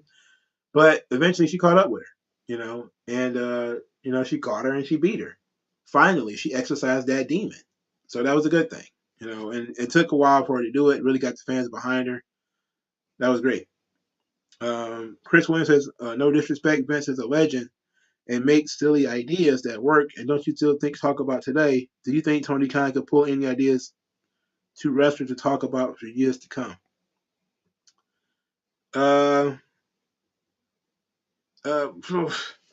No, because Tony Khan is not creative.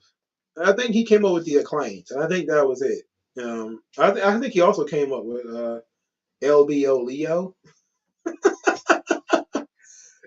We haven't gotten the full breadth of the shit that Tony Khan has come up with yet. But we know that he's coming up with some character ideas. We know that he is the one who put the Acclaim together. And Leo Rush has said that he was brought in as LBO Leo, and it wasn't really fully explained to him what that meant or anything like that. So we know that he's doing that. But we haven't seen the full extent of it yet. A lot of it now is Tony Khan is looking at people who do absurd shit on the indies and bringing those guys in. That's where you get Luigi Primo and Danhausen and Orange Cassidy. Those guys were doing that shit before they came to AEW. It's just that Tony Khan is trying to cash in on it, which is unfortunate.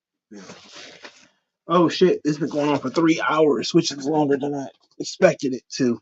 There was something I was supposed to talk about before I got off of here. What was it? I have no idea. But yeah, we were talking about wrestling. We ended up talking about wrestling. LBO Leo leverage buyout. Who the fuck even knows what that means? Who the fuck even knows what that means? MVP has teased a return of the Hurt Business. But he's always teasing shit, and it's not going to happen. I can almost once they get rid of Omos, they'll probably put the Hurt Business back together. Are we going to get Bianca versus Rhea and Bianca versus Charlotte? I think Bianca versus Charlotte is the next thing. That's a Bianca move though. She wants to wrestle Charlotte at WrestleMania. Because she wants to beat all 4 horsewomen, which she eventually will do. But she can fight Charlotte without the belt. She don't need the belt to fight Charlotte. Um, her and Rhea Ripley need to happen. That needs to happen. And that's a WrestleMania match, so they need to save that. Um, LBO. I can't believe he came up with that stupid ass idea. That's a dumbass idea. And it had Leo Rush actually trying to explain that shit. Leverage buyout. What the fuck did that even mean? Like, that shit was so confusing. It would make it even more confusing is Leo Rush didn't know what the fuck it meant. You know? The crazy thing is Leo Rush could literally right now be doing what Swerve is doing. Swerve is just doing cocky rap guy stuff. And that's really all Leo Rush wanted to do. That's what he was doing in MLW. But he gets saddled with LBO Leo. Leverage buyout. What the fuck? And then he just became a manager for fucking Dante Martin. What? That's the shits. That's the shits. Don't forget to talk about MGTOW. Okay, that's that. So that's what it was. Do you think Tyler Breeze is going to be the manager for or manager for male models, or Maxine Dupree want to take over that role now? I think it's clearly Maxine Dupree is going to take it over. If he Triple H, man, if he brings back Fandango, I will be so unhappy because I finally got rid of those fucking guys. I'm just so tired of Fandango. And what the fuck were they called? The team, like they were a good comedy tag team, but like the Iconics, they ran out of stuff, and anything they do now would be basically be a nostalgia act. But I'm not interested in Tyler Breeze. I think that horse left the barn so long ago. That I'm talking a long time ago. Oh yeah, Breezango. Yeah, they suck. They were in NXT doing nothing. Why they even went down to NXT makes no sense. Those Fashion Police segments were awesome though. Those Fashion Police segments were fantastic. Problem with it is like they they it was like the best shit they could possibly do. You say it's just Tyler Breeze? Oh, no, I'm really not interested. What the fuck is he gonna do? So it's not gonna be Breezango, it's just gonna be Tyler Breeze. I don't know about that one, dog. I don't know about that one, dog. I mean, what is he gonna do? That's my question. It's like, he's gonna come in just to be a mid Carter? I guess. You know, I guess Dolph Ziggler needs another tag team partner. He's always the second coming of Dolph anyway. I did like Breeze versus Jushin Thunder Liger. I did enjoy that. I thought it was a nice little one off for Jushin Liger. Justin, oh my god, you trying to get me to quit wrestling? Watching wrestling? Have fucking Johnny Gargano eliminate Cody at that Royal Rumble. I may stop. I may boycott this motherfucker. I may start talking about they should get a union if they start doing some shit like that. Like, yeah, they need to unionize, dog. Triple H clearly out of his fucking mind. Yeah, I saw Bobby Drew had surgery. That was very sad. Especially since he was hurt and nobody even knew about it. Nobody even bothered to even check in on Bob. The man all laid up, fucked up, and nobody said anything. Everybody's just kind of like, he's all laid up, beat up and shit. That shit terrible. And nobody said anything. We just find out he on the meat wagon laid up with his thumb up like, I'm still alive. I'm like, wait a minute. What happened to you? All right, so let's talk about MGTOW a little bit. Men going their own way. So I dabbled in this stuff for a little bit. I'm actually pretty familiar with the red pill. Um, MGTOW as a concept, I think, can have some elements of empowerment because it does teach you as a man to not focus on women, and what women want and what women expect of you and all that kind of stuff. I do think that there are things to learn from MGTOW. There's things that you can learn from pretty much anybody. Men going their own way, you know, I think it's an important part of teaching men to reject what is expected of them in society right now, right? And because it's all about gender roles. So I was listening to Jason Whitlock, right? I listened to him talk about the Ime Udoka Boston Celtics thing, and he was talking about the Stephen A. Smith, Malika Andrews, all that shit going on, right?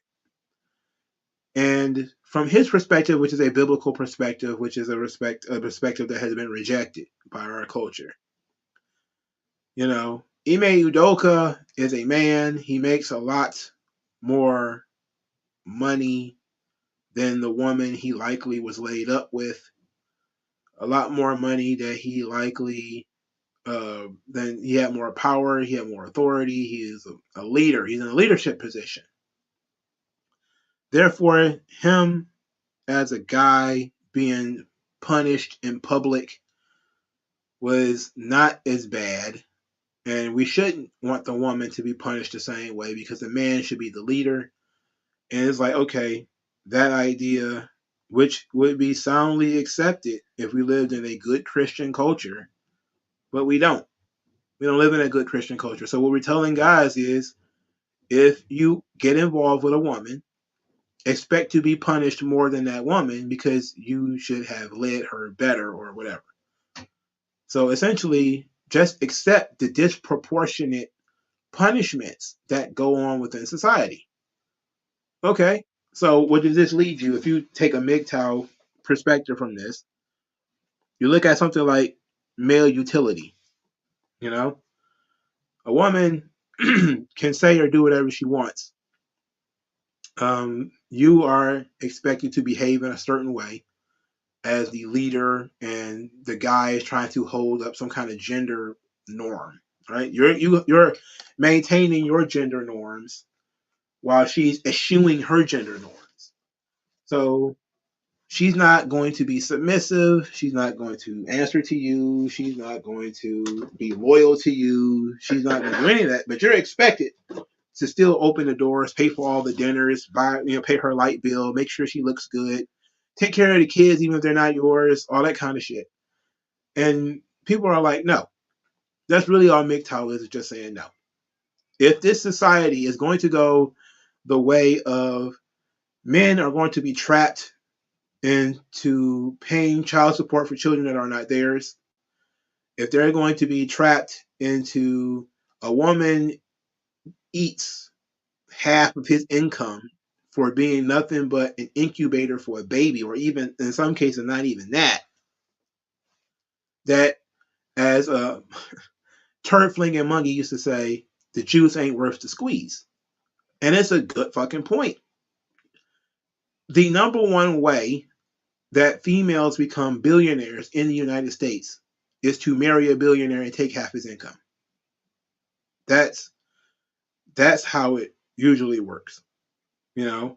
All of the women who have become billionaires, almost all of them, unless they're scam artists, a lot of them have become billionaires through marrying multi-billionaires and then divorcing them and taking half his income.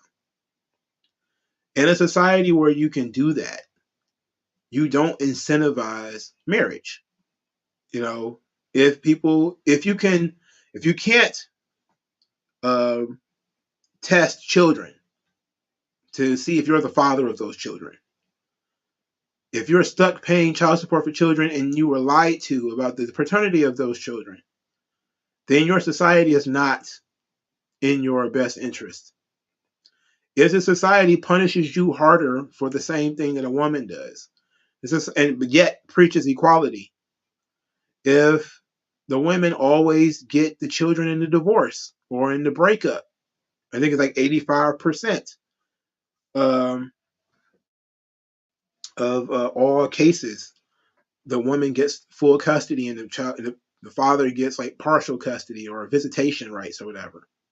These are feminist societies, and what it is a rejection of the feminist society. That's all MGTOW really is. It's not about worshiping yourself. It's about valuing yourself and not sacrificing everything that you ever earned on the altar of, women. Because in this society, you're expected to give up space for women, be chivalrous, give up your seat when you see a woman walking by.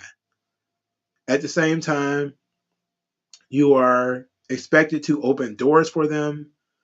You're expected to be the net taxpayer. Men pay more taxes than women and get less out of it. Women are just as abusive, if not more so, than men, but men go to jail for it more and they get more time for it. Women are manipulative. Women are almost never held accountable for some of the crimes that they help facilitate. Now, they may not actually do the crime, but they may facilitate the crime. And what I mean by that is there's this thing women call their cousins, they call their brothers, they'll call their boyfriend. The guy in New York, he attacked the bodega cashier because a woman got into it with the bodega cashier. She called her boyfriend. Her boyfriend goes up there and beats up the bodega cashier, gets killed. The bodega cashier stabs him, slices him, something, and kills the guy. And she's not going to be held accountable for that. She facilitated this guy's death by essentially sicking him, her boyfriend, on this old, elderly bodega cashier. She is not going to be held accountable for it. When you live in a society where women can sick men on each other like, rabid dogs, and they do it literally all the time. I'm going to call my baby daddy. I'm going to call my brother. They do this shit all the time. They call the police for crimes that did not occur. They do that shit all the time. False rape accusations, which happen a lot more often than people are willing to admit. They are not in any way, shape, form, or fashion punished for these false rape accusations. You live in a feminized society. You live in a society that hates you. MGTOW says walk away. That's really all it's saying. Now, from there, there's a lot of MGTOW philosophy and a lot of red pill philosophy that kind of goes into it. Some of it is sort of misogynistic. Some of it is really on point.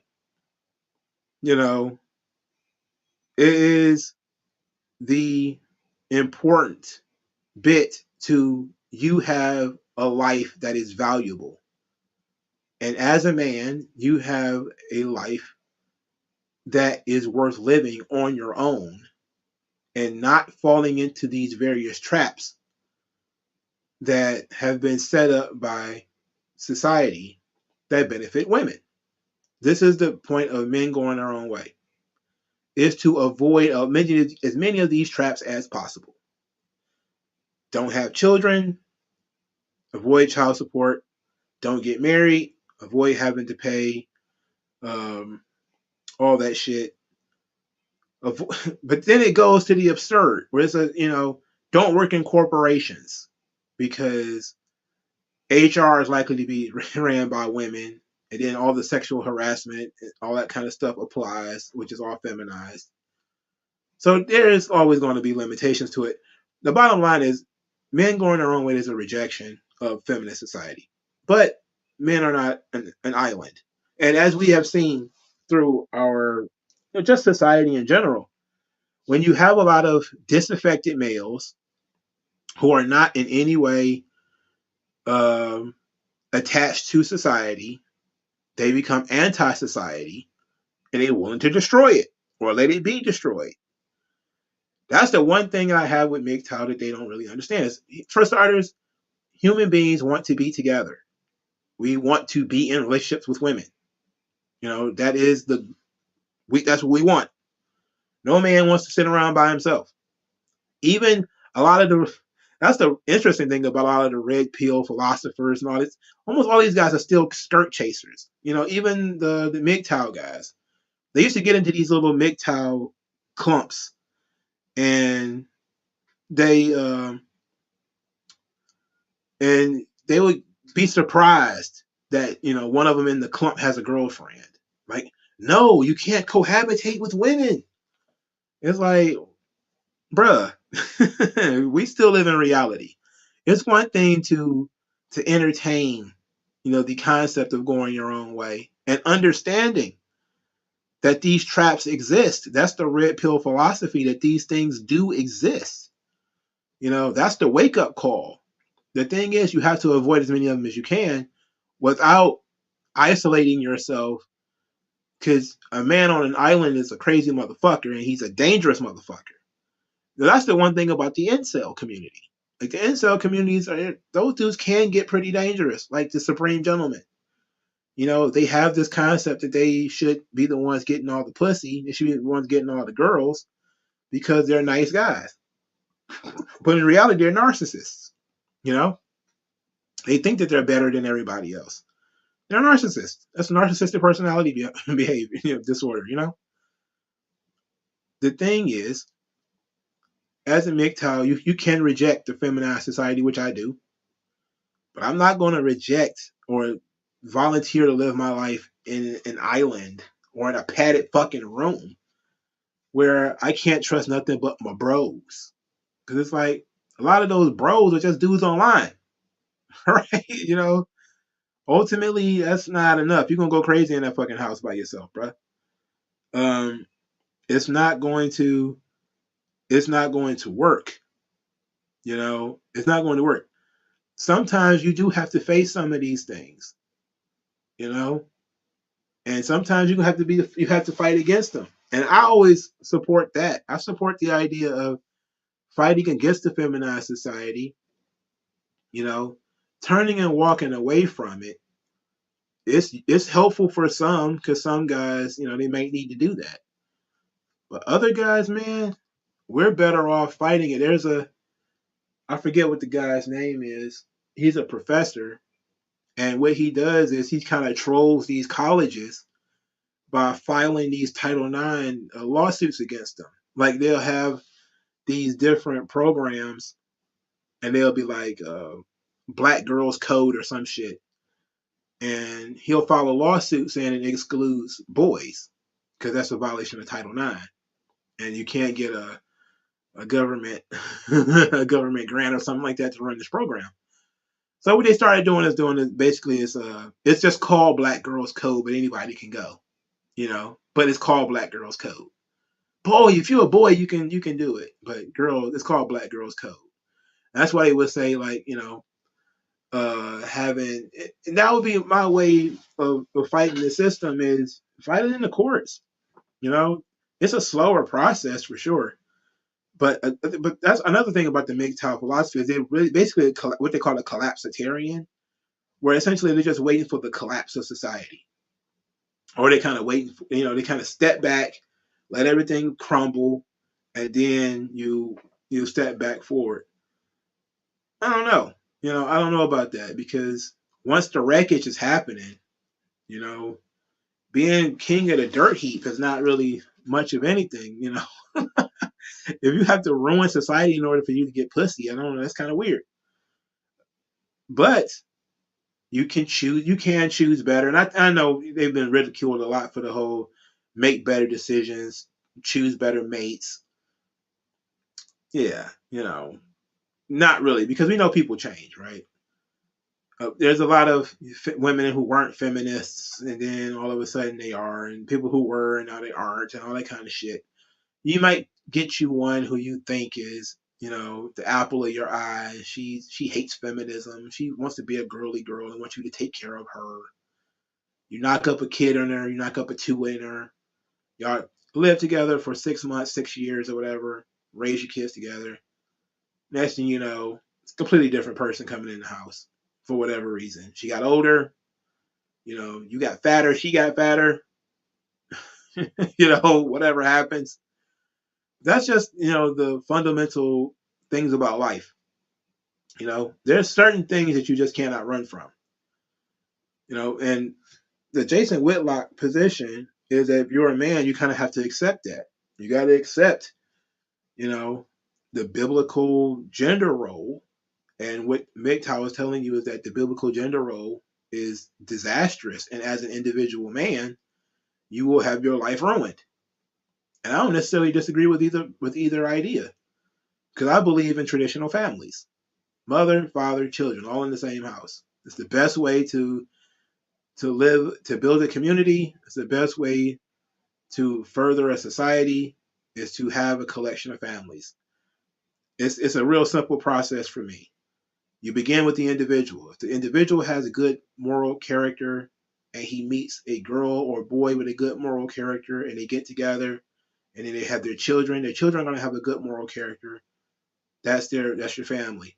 Then you move to a neighborhood where people share your values. Get enough of those families together, your neighborhood has a good moral character. Get enough of those neighborhoods together, you have a city of good moral character.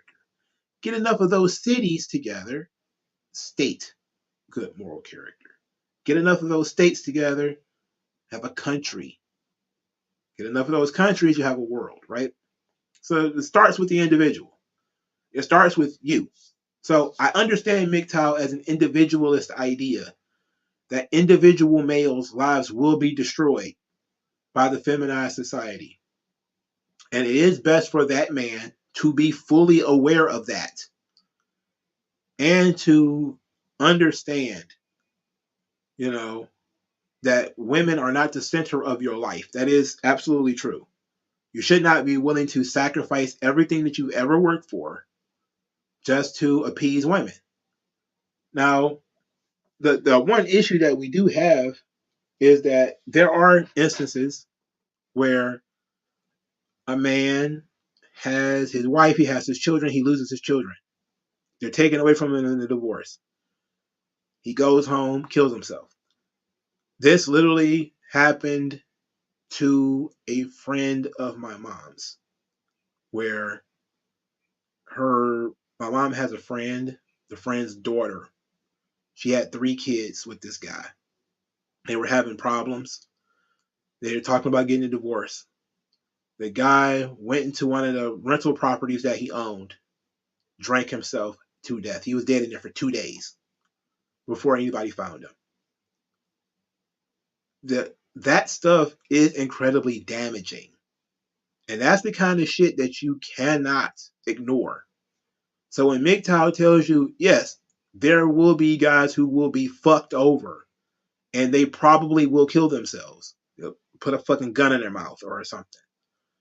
That will happen. And it does happen. It happens all the time. I had a friend, my personal friend, girl lied, said that he ran her over with his car.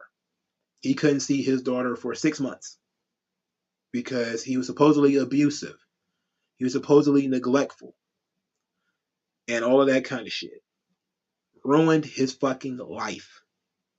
He had to spend money out of his own pocket to get a lawyer to fight to get the visitation for his daughters back. But it was worth it to him. But for some guys, they don't have the money. For some guys, they just don't have the spine. They don't have the power. So I think that MGTOW is good for certain males as a defense mechanism for them to leave society, of their own volition, empowered and willing to spend money on their hobbies and their interests and whatever else, and not be bothered and destroyed and put in a situation where they might commit suicide. All right. So I support that idea. But I think that there's a lot of guys, for better or worse, who just need to be told, this is how fucked up the world is. Let's try to avoid this shit, or let's try to change it. There are stronger men who can try that. There are other men who can try that. Because there's a lot of these guys out here. And I don't believe in listening to relationship gurus and dating gurus and all these kind of guys. The information might be solid, but I don't believe in following them and listening to them. That's why somebody said, listen to Fresh and Fit. Like, one of those dudes is a fucking trick. Like, why am I listening to him? One of these dudes is a fucking trick, and got busted because somebody outed him as a trick on his own fucking show. Like, these dudes cannot be trusted. They're fucking morons. A lot of that shit is these guys trying to play a role for other guys. I don't believe in that. I believe just giving people the information, let them make their own decisions. Just like I believe in economic decisions the same way. You know, if you want to buy a certain stock, look it up, get all the information that you possibly can, and then make your decision. Buy that stock or don't buy that stock. When you meet a woman, learn as much about her as you possibly can. What is her relationship with her father? What is her relationship? Did she have kids? What's her relationship to the kid's father? Is he dead? If he is dead, how did he become dead? If he's in prison, what's going on here? Look into yourself and see why you dating a woman who has children anyway. If that's what you want to do, regardless or whatever, however that's going to go. But get as much information as you possibly can, then make your bet, your decision. So I don't follow MGTOW, but I'm very, very familiar with it. Very, very familiar with it. But I just treat it like everything else. Get as much information as you possibly can, make a decision. You know, that's the best I can do. Because as an individual, I can't tell you what's right for you. I can only tell you these are the pitfalls of life. What are you going to do? If you say, I'm going to go my own way, I'm not going to get married, I'm not going to have kids, I'm not going to do this, I'm not going to do that, all right, cool, fine. That's how some people cope. Some people are going to say, I'm going to go to a foreign country and get a woman who doesn't speak English. That's not exactly how that's going to work, because she's going to become Americanized, and that's going to change.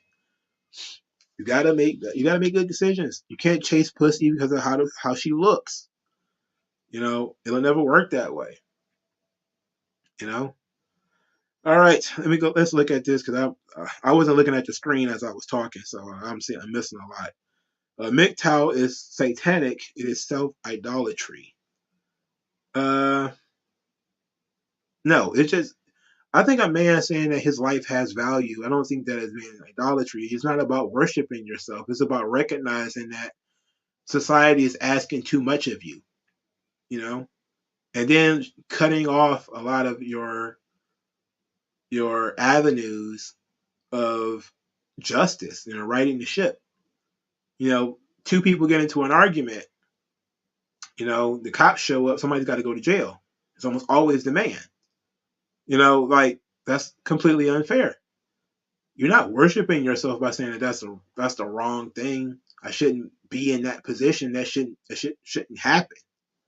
So if somebody says, I'm not going to put myself in that position because I'm not going to ever argue with women, because I'm not going to be in the presence of a woman for too long outside of work or, in the grocery store, I don't see that as being self-idol. I see it as a self-defense mechanism, which is one way of looking at things. But it's not about being God, because you're not making the decision over who lives and who dies. You're making a decision over what you're going to do with your time and your energy and what risks you're willing to take in a society that seemingly hates you, or at least hostile to you. It's just an interesting way of looking at things. It says, seek first the kingdom of God, or seek pussy. Well, yeah, but when you look at society, all of these divorces, it is what it is. People have sought the kingdom of God and to do things God's way. Getting married, trying to have a family. And then here comes divorce laws. And then from divorce laws, your kids get taken. So then what does God have to say about that? She took your kids and moved away. You still have to take care of the kids, though. You still have to take care of her. So now you as a man with a single income usually have to find a way of feeding yourself and the kids and paying her the light bill and rent or whatever, and she's probably over there fucking some other dude. Yeah, nah, man. I mean, there's more to it than that. It's not nearly as simple as some people are trying to make it out. Life is hard enough without women making it worse. Yeah, life is difficult, man. It's full of traps and it's full of difficult times and difficult decisions that need to be made. You know, you can't be afraid to make them though. I look at it, and MGTOW is saying, make the decision is to not play the game. So they say life comes up to you come up to a fork in the road. You know, left is the feminist way, right is your own way. They both have their own treacheries to it, but at least in going your own way, you get to decide. You get to make those decisions. If you go the way of the woman, those decisions are taken out of your hands. You make the decision to have a baby.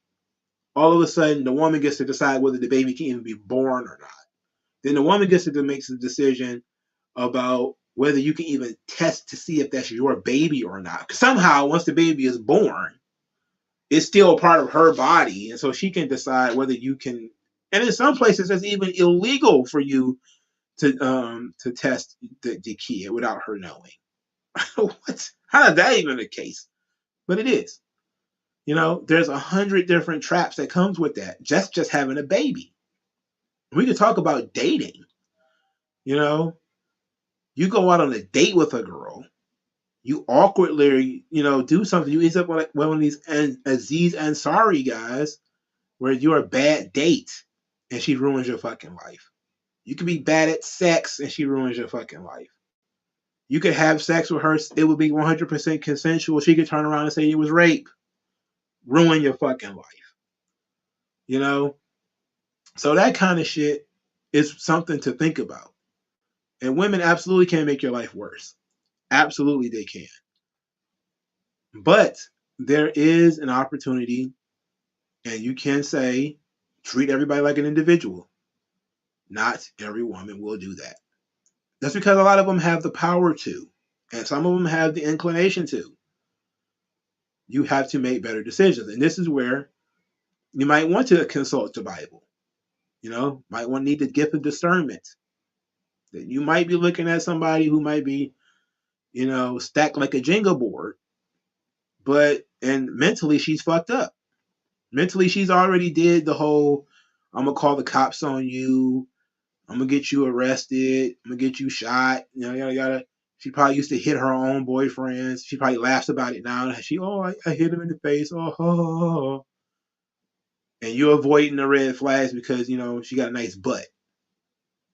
Then that's your fault. You know, be made aware, and then make your decision. Just like you read the ingredients before you eat something you ain't never eaten before. What's in it? Same thing with women. What's in it? What is in that? What does she come with? What are her, is she going to be taking care of herself? Is that the expectation, or is you expect to take care of her? How much older of you than she is? God forbid she's older than you. God forbid she makes more money than you. Are you fucked at that point?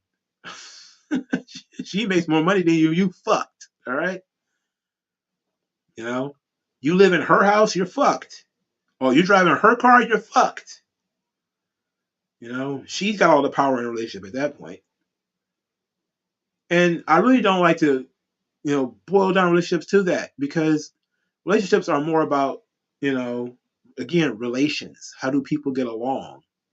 Not necessarily who has the power and who's going to pull back and forth. But unfortunately, in our society, that's what it's become about. So you get the whole patriarchal, the man's in control, he's the head of household mentality, versus the I'm a modern, independent woman. I don't need no man. I'll do what I want. I'll say what I want. Oops, I ended up having kids by somebody who don't want me. So I'm stuck with this kid. You should love me anyway, even though I made all these mistakes. Even though I got, 4 kids by 3 different people. Even though I got, I've been in jail for beating up an ex-boyfriend, or even though I threw bricks through his window, you should love me anyway. Even though I gained 50 pounds in 2 weeks, you should love me anyway. Even though, we don't have sex anymore, I don't expect you to cheat. You should love me anyway. Even though I spent all your money on shit for myself and my kids, you should love me anyway. All that shit. No. No. Pause. Pause on that. Fuck that. Um, so that doesn't make much sense. You know, it's just ridiculous. He says, read the words, men going their own way. What way do men have? The thing is, it's the man's choice. That man has his own way. That's the thing. Men going their own way. There is no group of men. It's all about individuals, right? Because it's widely recognized that in MGTOW somebody still may have a girlfriend. You know, you decide. It's like a choose your own adventure scheme. You know, you may be a MGTOW male who says, you know what, I'm MGTOW, but I like this girl. I'm gonna keep going out on dates with her, but I'm gonna keep it strictly casual. We're not gonna get into any living together, no babies. We're not getting into any of that shit. It's gonna be strictly casual. She's gonna maintain her residence. I'm gonna maintain my residence. We're gonna go out to dinner. We're gonna have sex. That's it. It's living in sin, but it is what it is. At that point, you choose your own adventure. That's your own way. You're gonna strictly date casually, not for anything serious. All right. Some guys may say I'm MGTOW, but I'm married, which some people aren't. Some guys are MGTOW and married. Because they chose that for themselves. Or some of them, they're not even aware of, the traps and the pitfalls that they could fall into until they've already been married. And a lot of MGTOW that I've stumbled across before they all got purged from YouTube, a lot of those dudes were married and divorcees and stuff like that who went through the court system and got railroaded and ruined and everything. So they're talking strictly from life experience. But everybody's situation is different. So everybody's decision on how to handle it will become different. And their approach will be different. That's why it's, going your own way.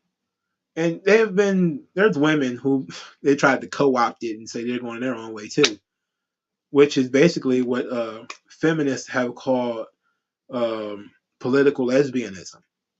It is so I guess you could call it political homosexuality in a way, but it's not homosexual, and it's actually bad usage of the term sexuality in general. It's bad usage because it's not about sex. It's about decision making. Now, political lesbianism as a concept, I forget who wrote the paper. It was written by like some second wave feminist in the 70s or something like that. And essentially, what she was arguing is that women need to stop having sex with men, stop marrying men.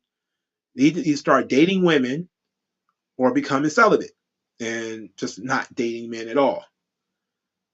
And this has become essentially the new power position, but it's a response essentially to this call that women are being oppressed in the family and they were being oppressed in the church and they're being repressed everywhere. So it's like, oh yes, don't date men, but it's also from the same school of thought as the Society for Cutting Up Men and trying to break up heterosexual relationships and all this kind of stuff. All of it is detrimental and degenerate as fuck. But I think that the feminists were a little bit more naked in what they believed. Like MGTOW doesn't want you to pal around with other men. That's not necessarily the case. They're not pushing men to date each other. That was political lesbianism. That's what they were doing. You should be a lesbian, or be celibate, which some MGTOW suggest celibacy. And I think the more weird of them were getting into the sex dolls and the excessive amounts of pornography and that kind of stuff. That's too far. But again, man going his own way, he's doing his own thing. Sex dolls his thing. I guess so. I don't need to know about that though. But political lesbianism as a concept was essentially the same thing. When men are the enemy, stop sleeping with the enemy. and it didn't work. Of course, it didn't work. You think women's gonna hear that shit? Some hot guy wants to pump a baby in you, or some rich dude wants to have a settle down and have a family with you. All of a sudden, some shrieking harpy walks up to you and tells you that you shouldn't get married because it's gonna ruin your life. Like, no, I'm pretty sure I'm gonna be okay. You know, and maybe it might fuck my life up. Maybe I'm willing to take that chance. You know, and a lot of guys hear that MGTOW message and they still do it. They still go out and do the same thing. You know, they still go out and try to pump and dump with strange chicks and end up getting caught up in the game. And it is what it is. But it's not about a man's way. It is about that man's way. And that man may decide to go the biblical direction and jump into the Bible and say, look, this is what I'm supposed to do. This is what is expected of me. This is what is expected of a woman who is with me. And maybe through that, he'll come out better because he'll make a decision that is informed by faith, which, we know that happens in Muslim societies. The Nation of Islam Muslims and real Muslims, they make these decisions based off of, half your age plus 7 years for to date a woman. She has to be half your age plus 7 years, and she can't make more money than you, and all that kind of shit. But it's all about basically it's a choose your own adventure. Do your own thing. Pussy junkies own sex robots. Oh, that's hilarious.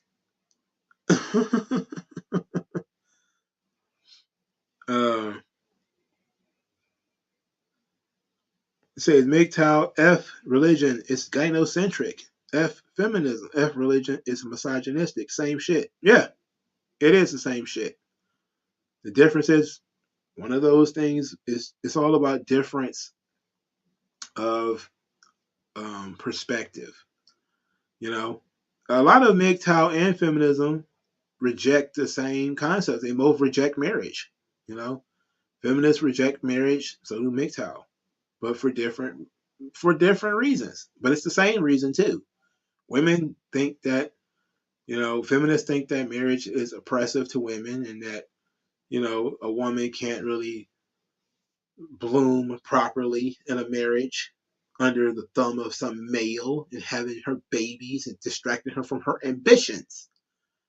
But MGTOW don't think that women distract men from their ambitions, but it's just that when you get married, you essentially put the sword of Damascus over your head that at any point in time, from the point that you sign that paperwork, she could ruin your life.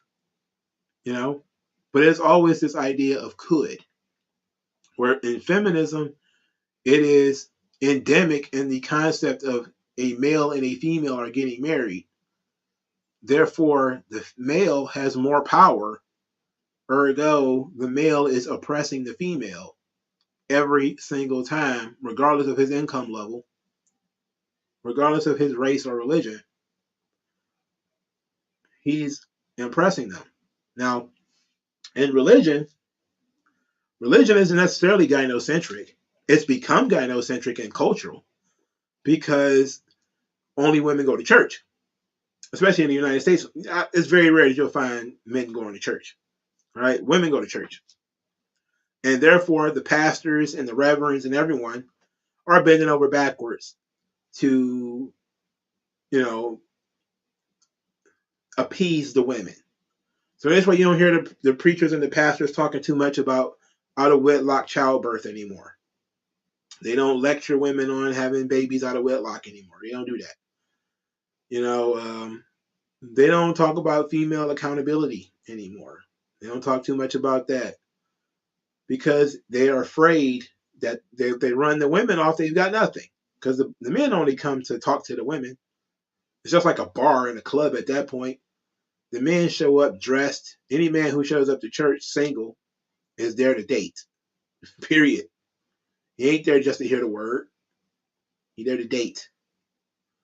So if all the young women are gone, and nothing but the old ladies, then the church is going to end up flopping.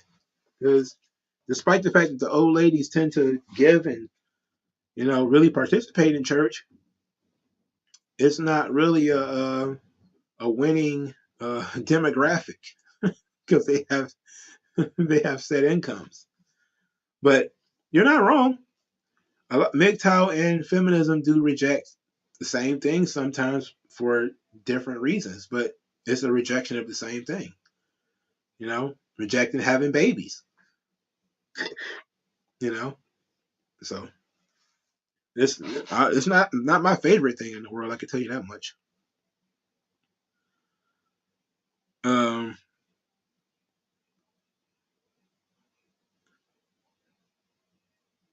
I don't know. What the hell kind of conversation you two guys are having? All right, almost 4 hours in, man. I can barely keep my eyes open. I appreciate everybody for stopping through. This has been not just a comics and manga stream. This has been a mega stream about a lot of different shit. We talked about MGTOW, talked about Naruto. I didn't even talk about Naruto that much. I just basically talked about a lot of other stuff. Talked a lot about wrestling, but this is a wrestling channel, so I'm not surprised. But it was fun. I'm pretty sure I used up all of my free time on StreamYard, so I'm probably going to have to start paying for this. Unless I don't stream until after the 11th. The 11th is what? Next Monday, right? No, next Tuesday. Which means no Thursday stream, but there will be a next Thursday stream. Or I could pay for the stream, pay for the service, and stream for good. I don't know. We'll figure out. We'll see how much they're talking, and then we'll see what happened. But I appreciate everybody who stuck around, especially people who've been here since the beginning. Thank you guys for your time. Everybody who's listening to this on the playback, I still appreciate you. Anybody who spent damn near 4 hours listening to me talk about anything, I appreciate you guys. I really need to stop eating before these streams, but I can't stop. Because I just got off. I ate something real quick and then I sat down and I was like, you know what? 2.5 hours ought to be good. I'm like, nah, here it is 4 hours later. But thank you guys for your time. I'll talk to you guys later. Maybe we'll do some other stuff, but I don't know what we're gonna do for Monday. But I'll talk to you guys later, man. Peace out.